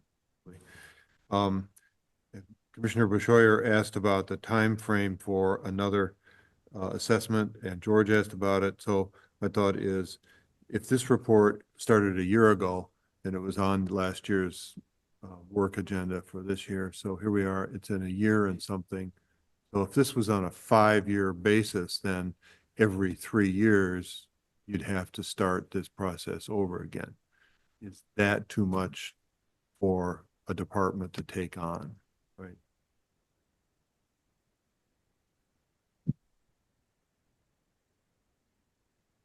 You want Are me- you asking us, Chairman, or Amy or Bernie? Sorry, the chairperson's cutting out. The microphone's cutting out. The report, this fee schedule should be renewed every 5 years, and if doing that means every 3 years, somebody's got to take it on. Yeah. So there is no prescribed in the California Government Code. It does not direct you that you have to do this every 3 to 5 years. What it directs you is you shouldn't collect fees that exceed your cost of service. And so in these in-between years, we feel like it's reasonable to apply an annual inflationary adjustment, assuming as a town you feel like you're facing inflationary pressure, just like everybody else. And so a logical correlation would be regional cost inflation. You're subject to the same inflation as the region. So we would say, you know, you could use this annual inflator. It just doesn't give you permission to do it for eternity without thinking through the idea of, do I still feel comfortable that my fees do not exceed my cost of service? So you could say, I choose to do this 7 years. Or what we tell people is, 3 to 5 is what we typically see, but you could say, I will examine this when I feel like there's fundamental changes in my organization. I've combined departments. I've switched staffing structures from in-house to contractors. Something significant that could have an impact on your costs would be logical triggers for, I should consider examining my fees to make sure I'm still within the boundaries of the Constitution, the California Code. But I would think from an outsider's perspective, we have asked Amy and Bernie and their team to do a lot of work, and it has been an intensive effort.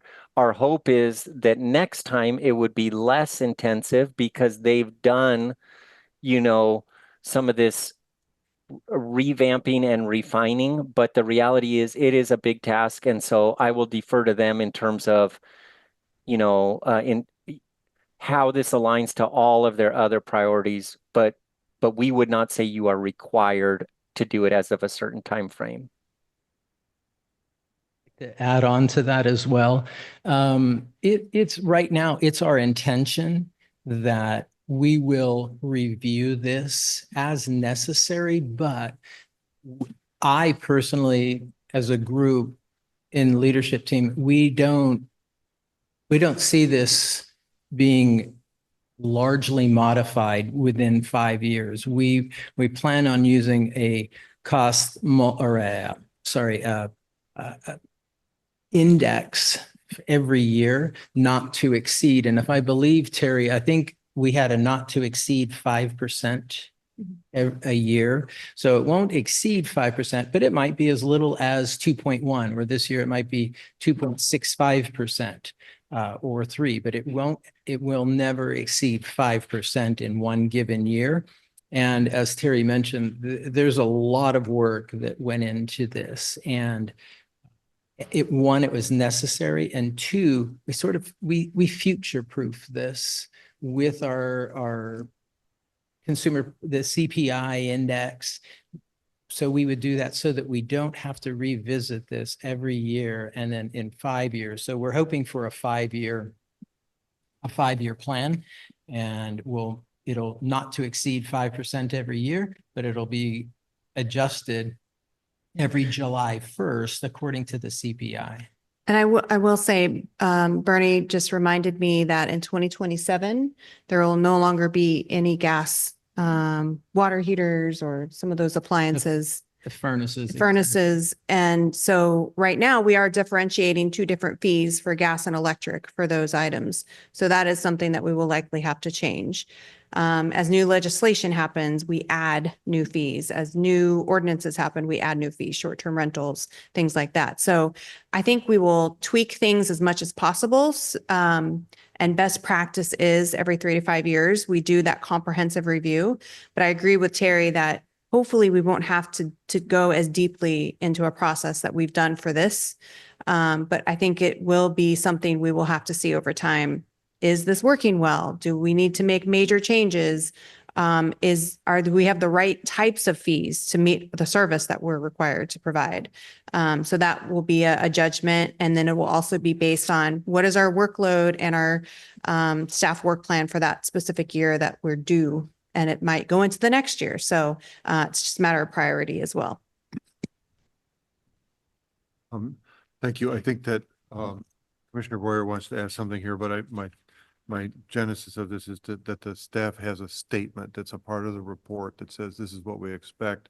This will be the outlook for fee increase programs and all of this effort going forward. What does the down road look like with fee increase effort, and when do you expect to do that? Go ahead, Valerie. Yeah, I agree, Chair Chase, that it will be super helpful to include that from going forward. But I would like just to have one small clarification to understand and appreciate Terry mentioned that we are not allowed to charge more than what is the cost of service. And it should not, like, our fee should not exceed to whatever it costs. But from my understanding, the compensation to staff is being adjusted yearly, correct? Like based on even basic inflation rates. So therefore, the cost of services are going to be higher every single year. So if there is a way to align the fees to that automatically without going through all of this process, perhaps major revisions can be once in 5 years, once in 7 years, but the incremental adjustments of 2% to 3% can happen automatically with just a small clause saying that yearly fees will increase by X amount of percentage. That's proposed. What you just described is proposed. That will happen every year, as a fee increase. There is a minor comment that I had about the hazard arborist. Trees are a huge issue in the town. Tracy knows. I would say that because what I've seen, that you guys make the arborist be a state certified hazard arborist, not just a tree company arborist. Hazard arborists have a higher level of objectivity than anybody who works for a tree company. They're not aligned with a tree removal company. And the lawyers want to hear from the hazard arborists, and it's a more qualified. So just put that into your back pocket for tree issues. I think it sounds to me like this appeals process is going to go for 6 months or more to get this straightened out, right? Figuring out what it's going to take to define appeals costs and rates and all of that. You guys have an internal process for addressing that. Do you mean the cost of the appeal fee? No, just for I'm sorry, there's appeal and then there's penalty fees. So appeal Oh, yes. fees are one thing, and that's one issue to undertake. It sounds like that's not just certain. You guys need more feedback. You need more information. It sounds like it's a loss leader, so to speak. It loses money every time there's an appeal. So appeal fees, penalty fees, you guys have an internal process for decision. Yes, that is on our work plan for this year. The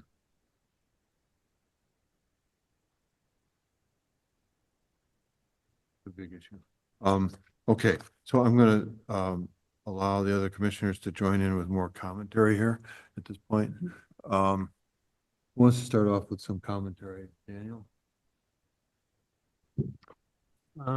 Well, certainly this study and the fee adjustment is long overdue for the town.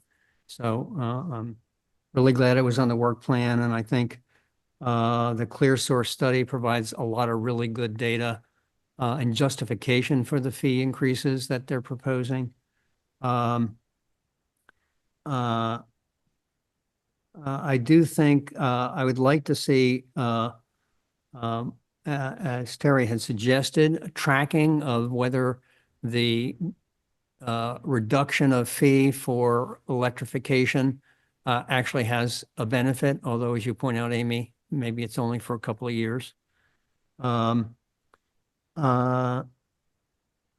would say that on the surface of it, I support the $1,000 repeal. It's clearly what other towns are doing. And given what Terry said about the actual cost of the town, or communities are finding it's around $3,000. So I think the question is, I understand other commissioners' position about, people being able to appeal, but I don't think that the public good at $2,700 of being subsidized or $2,500 is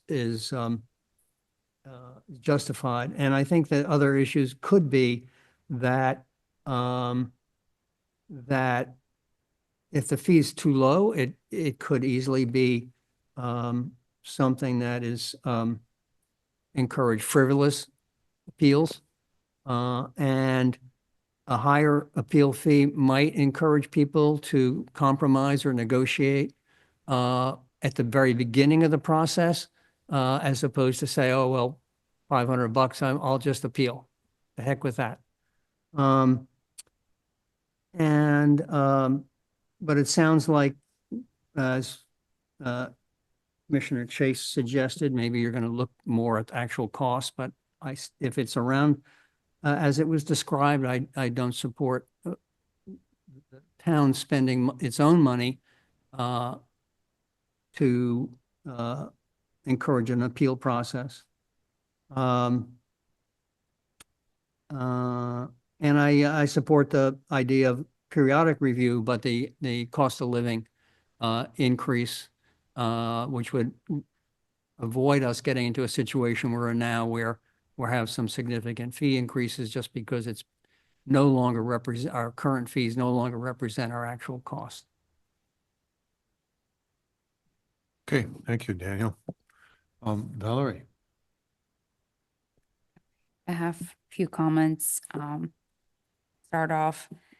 So just to close off the appeal topic, I do see the point that Danielle brings up in regards to that it does cost the town a lot of money, but perhaps we can separate applicant versus non-applicant appeals and make, because for instance, if the neighbor wants to appeal a decision and they're not directly involved in the project, it might be too costly for them to appeal at $1,000. But they also have the right to appeal. They probably wouldn't want to spend X amount, and I feel like it could be discouraging for them to say that we recently had a case where there was a dispute between the neighbors and something like that. If it's not resolved, of course, town needs to encourage the resolution without the appeals. But if nothing can happen, I feel like there should be some room for the neighbors to act upon that. And then my other just comments on the organization of the fee structure. It would be great to see some sort of maybe questionnaire on our website where people who are just looking to start the project. I've noticed a lot of people are just very confused of where to go, how to do it. Our website, once you go to that section, is almost like dark woods for people who do not understand the process. They don't know what to look for. It would be amazing to see, and I totally understand that it's probably a cost involved to do that, but perhaps there is a questionnaire that would direct people certain things, like for instance, like describe your project. Is your project falling into this category? And people can select quickly from the multiple choice of what category their project falls to. And that brings them to a approximate amount of fees that they would have to spend per project. And B, it would give links and sections from our website that would give a very direct explanation onto what they need to do, like step 1, step 2, step 3, almost like a chart, interactive chart that would bring them into helping them to make the decision. And I'm also a true believer that, kind of implementing something like that would elevate staff answering all of these questions physically over the phone or through the personal meeting as well. And then other point is on the tables that have been presented, and I think they're, again, extremely clear.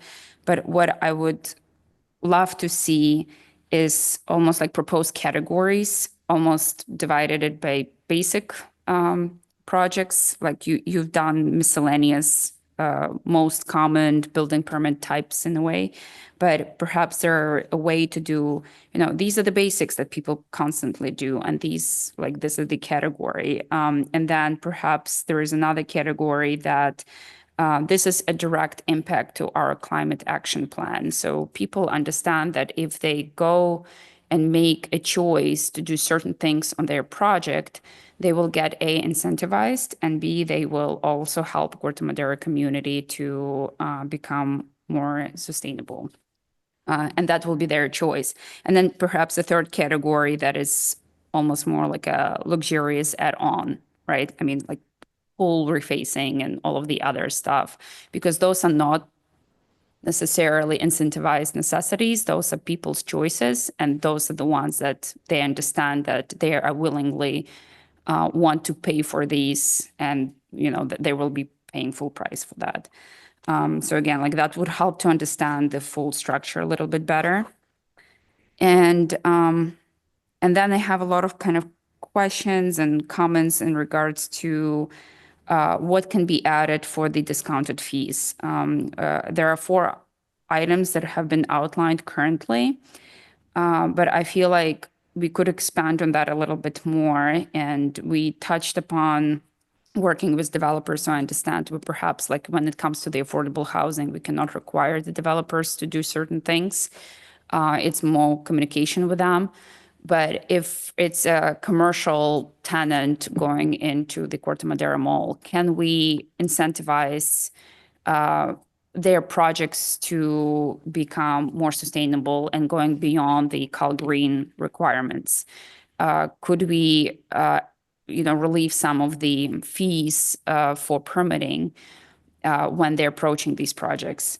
And same goes to residential single-family houses as well. Can we, like, if family is choosing to go for LEED for homes certification, for instance, and doing all kinds of things that are above and beyond Cal Green, can we incentivize that a little bit further?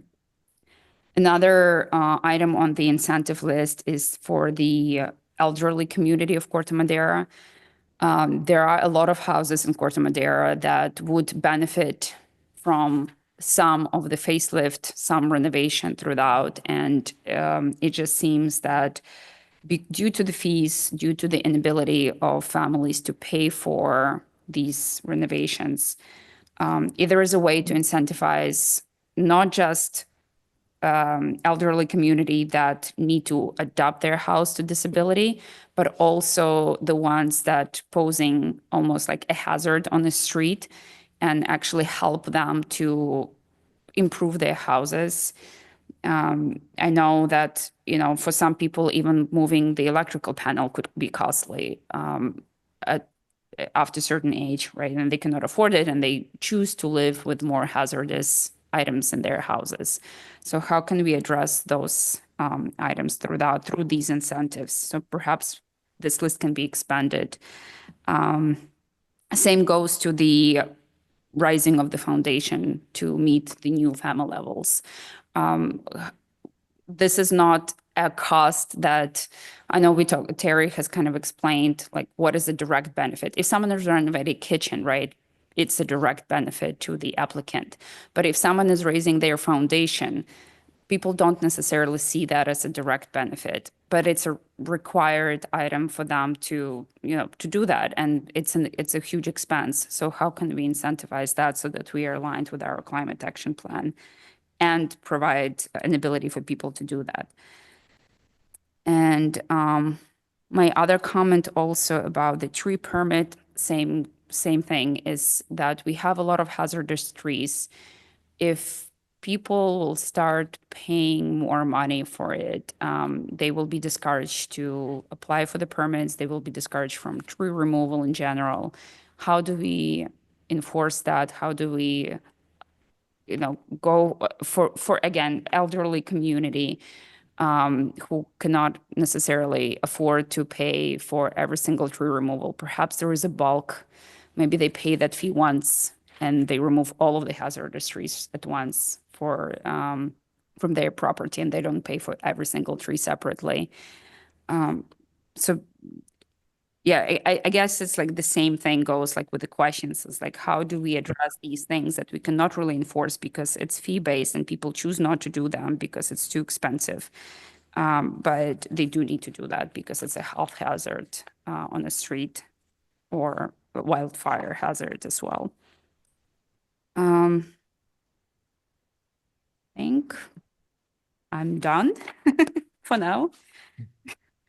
Okay, well, we'll always let you come back to it. So Margaret, anything else that you would like to contribute to this? First, just about every review that applicants are here asking for a change that I've sat in, almost every single one without fail talks about at some point how much help the planning department has been to them in deciding how to do things, in setting up the study session, in going through all the different levels of help that somebody might need. And when I see that our levels of recovery are less than Mill Valley, it sort of annoys me because everybody who comes here says they've never seen a level of help that a planning department has given as high as the help they get from Corte Madera. And so, to me, we should be at the top as far as, the recovery for the service, because I think the planning department in Corte Madera is exemplary, is far above what people have told us in feedback that they get from other towns. And so I think definitely there should be at least a cost of living increase that is expected, because our planning department needs raises every year. Everybody does. And even that should be built in. I just don't even think there's a doubt about it. And I think that the levels of pay here, I thought, not from what I've heard. So I think that ought to be thought about. I couldn't disagree more strongly with Daniel if I tried about the appeal fees.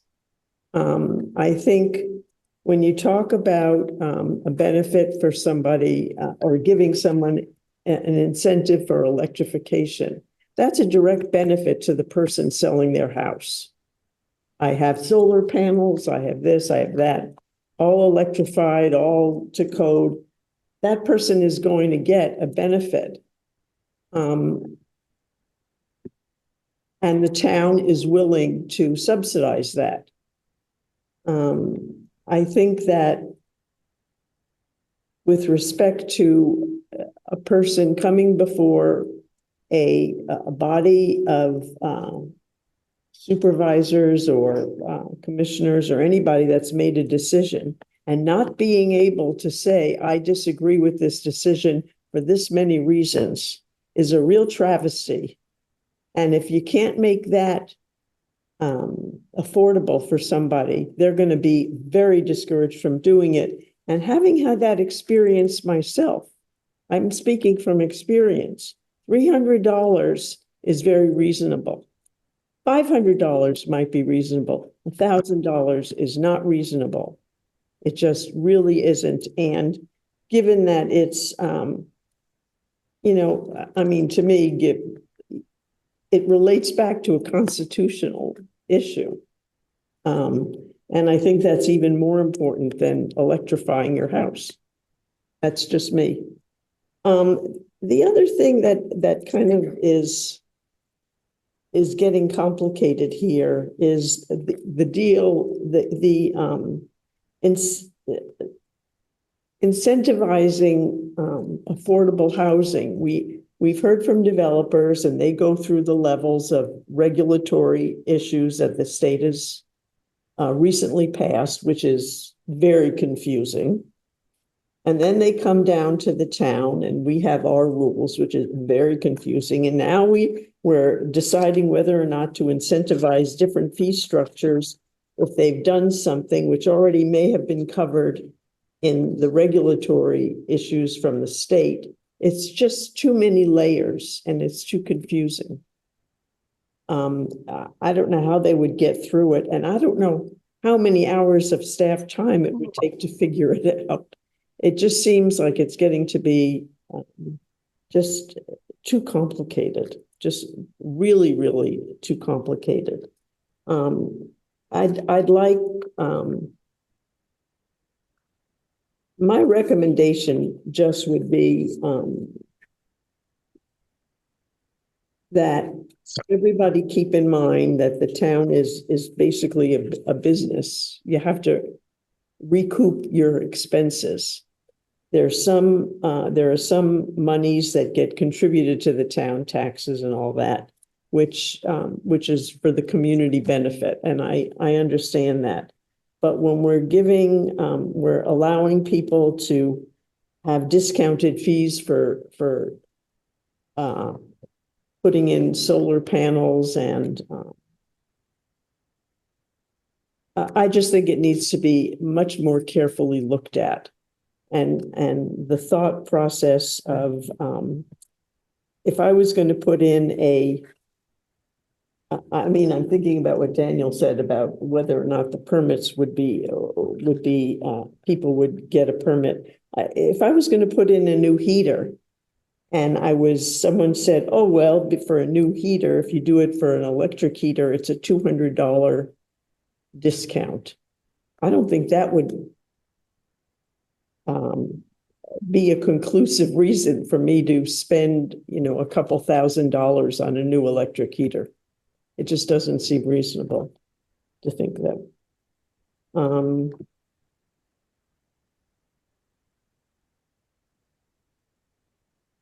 I think that's all. Okay, thank you, Margaret.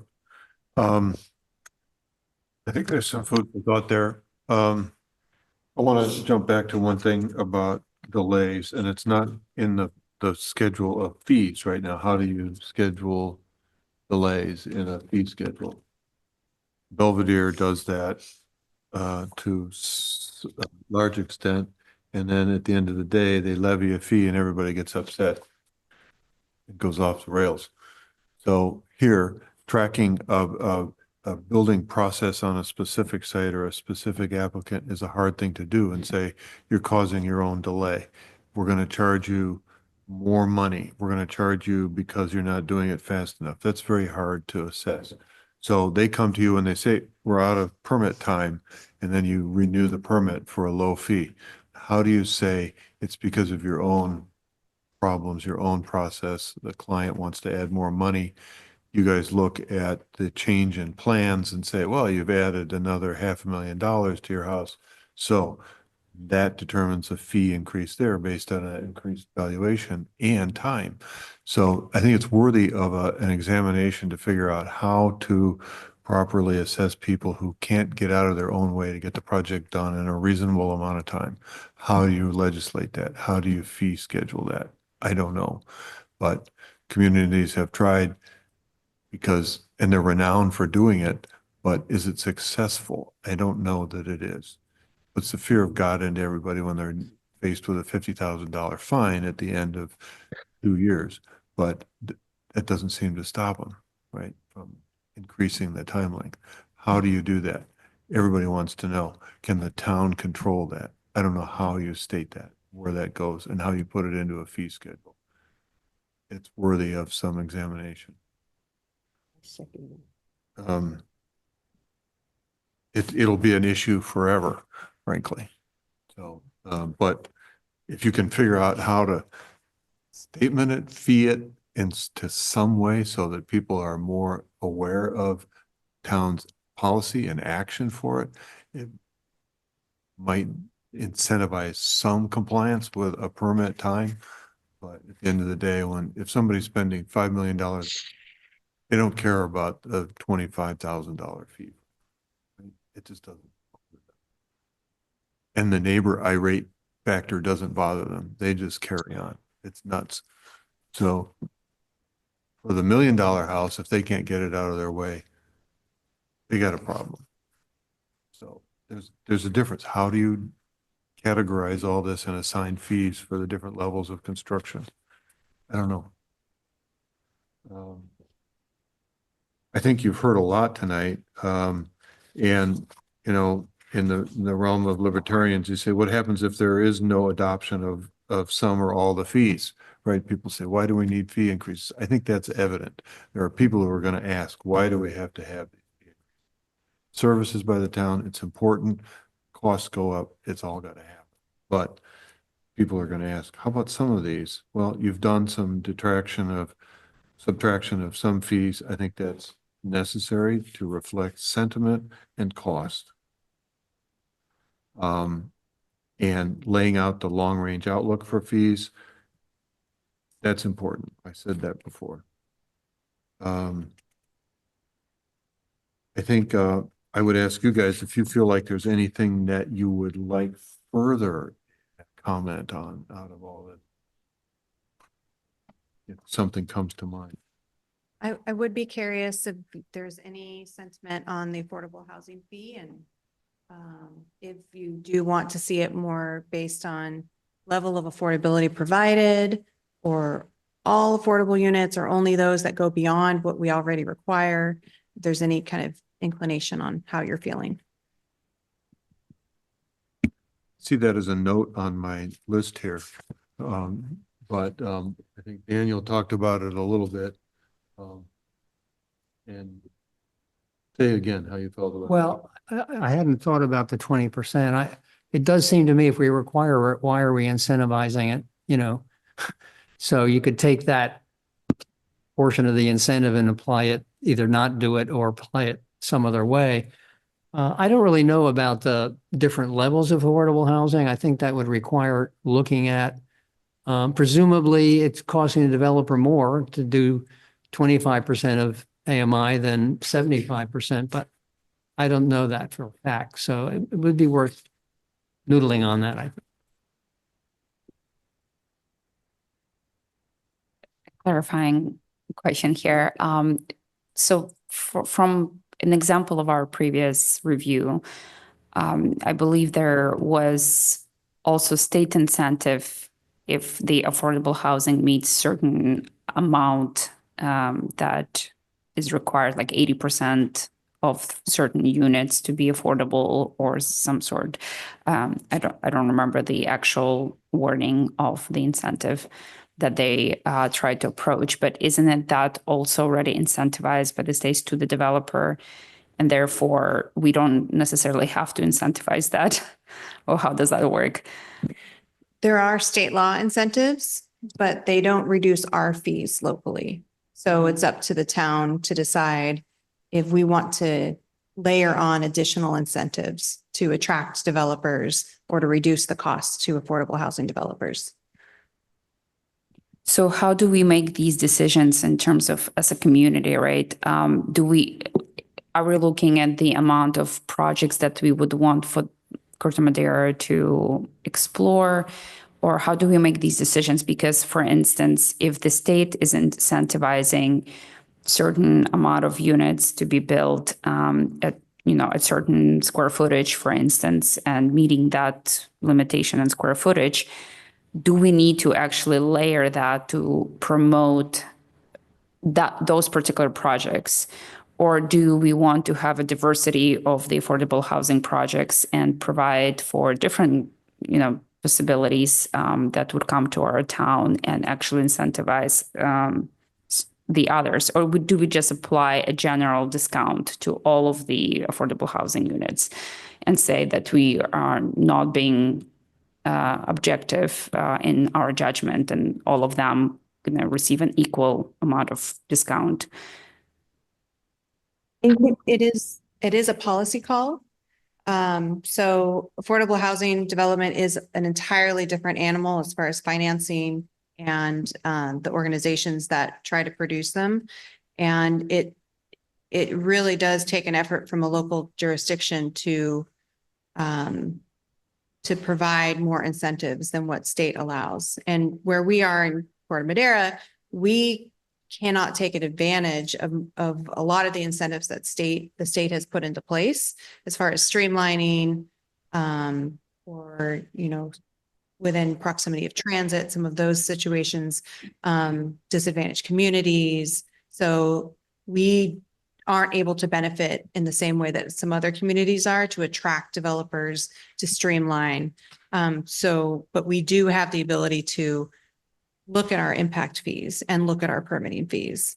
We have very few tools, but this is just one tiny tool that we can use. Thank you. Before Margaret asks question, would you just remind, for the sake of this hearing, what the incentives are for the Tamla Vista project? They are not taking advantage of any local incentives because we don't have any. But they are taking advantage of some incentives under density bonus law. And then also SB 330, which provides streamlining or a decrease in the time period for processing. In terms of permit fee schedule and so forth, nothing. So if it's X amount of a declared valuation on their part gets assigned a value based on this fee schedule that's in this book right now. Correct. And we do, and we don't know when, if they were to be approved, when they would apply for building permits. So we don't know whether it would happen on the current fee schedule or the proposed Right. fee schedule adopted. But it's the same mill valuation that you're applying to it. Okay. Margaret, did you have any questions about or thoughts about the affordable housing index? No, I wish Mr. Rizzo was here because he had mentioned there are incentives in getting loans, which for low-income housing too, and which I wasn't aware of, but it stands to reason that that might be something that's important to know about as far as incentives go. Also, maybe Amy knows more about that. I don't. You repeat that? We were just doing a time check, making sure we didn't. Excuse me? We were just doing a time check to make sure we didn't have to extend the meeting. But Oh, that's at okay. 10. But I missed your comment about. Oh, okay. Other than the incentives that the state gives, Mr. Rizzo had mentioned at one point, I remember, that there are incentives in getting loans for your building project also. So that's part of the incentive thing that builders could take advantage of. Sometimes. So that's why affordable housing is an entirely different animal Yeah. as far as how it's Yeah. financed. Yeah. So there's tax credits, there's Yeah. different loans. But I don't know if those would be considered incentives. But it's just the function of how to finance affordable housing. I just thought that there were, when I say there are so many layers to go through, that's just another layer. And I don't think it's hard to follow all the layers. Absolutely, I agree. And affordable housing is definitely more complex for that reason. Yeah. So what you're asking then is if the permitting fees should be adjusted or the fee schedule should be adjusted for affordable housing in some way. Correct. And if that I don't know if you do the math on a $20 million affordable housing project, I have no idea what that fee is, but you're saying structure it either so that the first group part of it is at a lower rate or the later group so trying to incentivize more units with a relief in permit fees on top of a base amount. Right? Yes. Okay. So, I don't know what kind of fee relief that might amount to, but I think that, getting over a certain amount, I think the last, 20%, in my opinion, would be worthy of a fee reduction for that, not the first 20%. So that's my thought. Valerie? I have one other question. Okay. Yeah. Just a quick food for thought also. So when developers go around our ordinances and going by the incentives and using the incentives that state is requiring to do it, but also pushing the limits of what we allow in our codes, specifically in what we ask in our findings, and they're asking for the waivers for that. are those projects to be incentivized? Because it sounds like there's a lot of staff work to bring it to the planning commission as well as to the town council to approve those waivers. So staff is spending a lot of time on reviewing that, preparing for these meetings, making public aware of these projects. So is it fair to say that we should incentivize when there's so much work involved in it and it doesn't sound like state compensates for that? Or, and again, it's like more of a chicken and egg situation. We want to incentivize the affordable housing because we so much in need for them. But at the same time, there's so much work that is required to do that. And when the developers go around and try to push the limits of what we set as boundaries for our town, it sounds like there's just more additional work added to staff that is not compensated. Yeah, I would suggest, Terry had a great methodology around when is there a community benefit and when is it benefiting one property owner. And in the case of affordable housing, we have policy set that we are streamlining, attracting developers, trying to get affordable housing at the numbers that we've adopted and that we've planned for. So I think it is a policy call. Is that a community benefit that you want to incentivize through this method? I will also say that there's the building fees and then there's the planning fees for the entitlement. We are charging our hourly rate against a deposit for the entitlement process. So environmental review, meetings, all of the discussions that we have, all of that is billable to the applicant. So those we are not proposing to reduce. So it's only the building fees at the end of the entitlement process, and they've committed to build it and they've submitted building permits. And so you have some certainty that the affordable units will actually be developed. That's when you provide that incentive.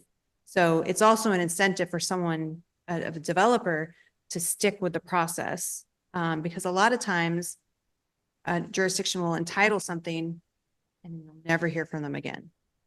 I think that's happened in Marin quite a bit. The housing, the construction costs or financing issues, the intricate of how to finance affordable housing, it's tricky.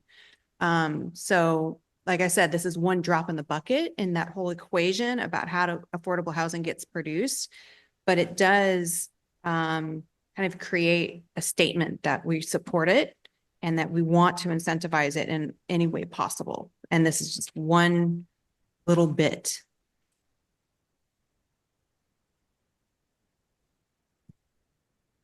Margaret, you had another? Yeah, when you say there's a deposit required, when does that deposit, is it when someone walks in for the first day of asking questions, or when does that deposit get deposited? And then what happens when it runs out?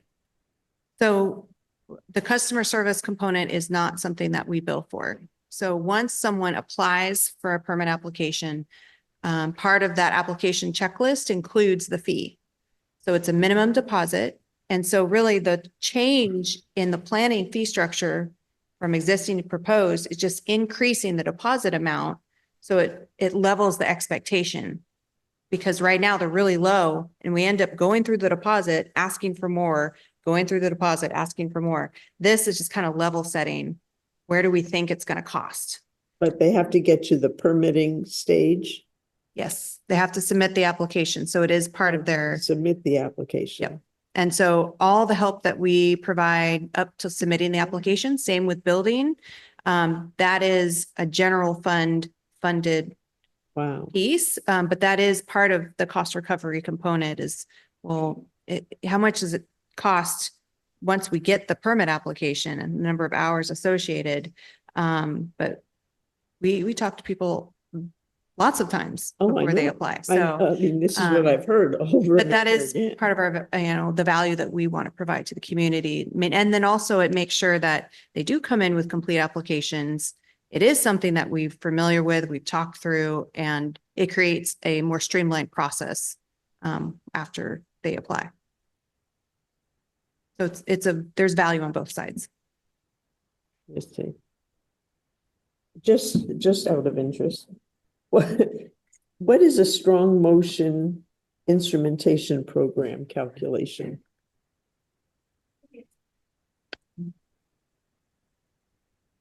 Annoyance. In general terms.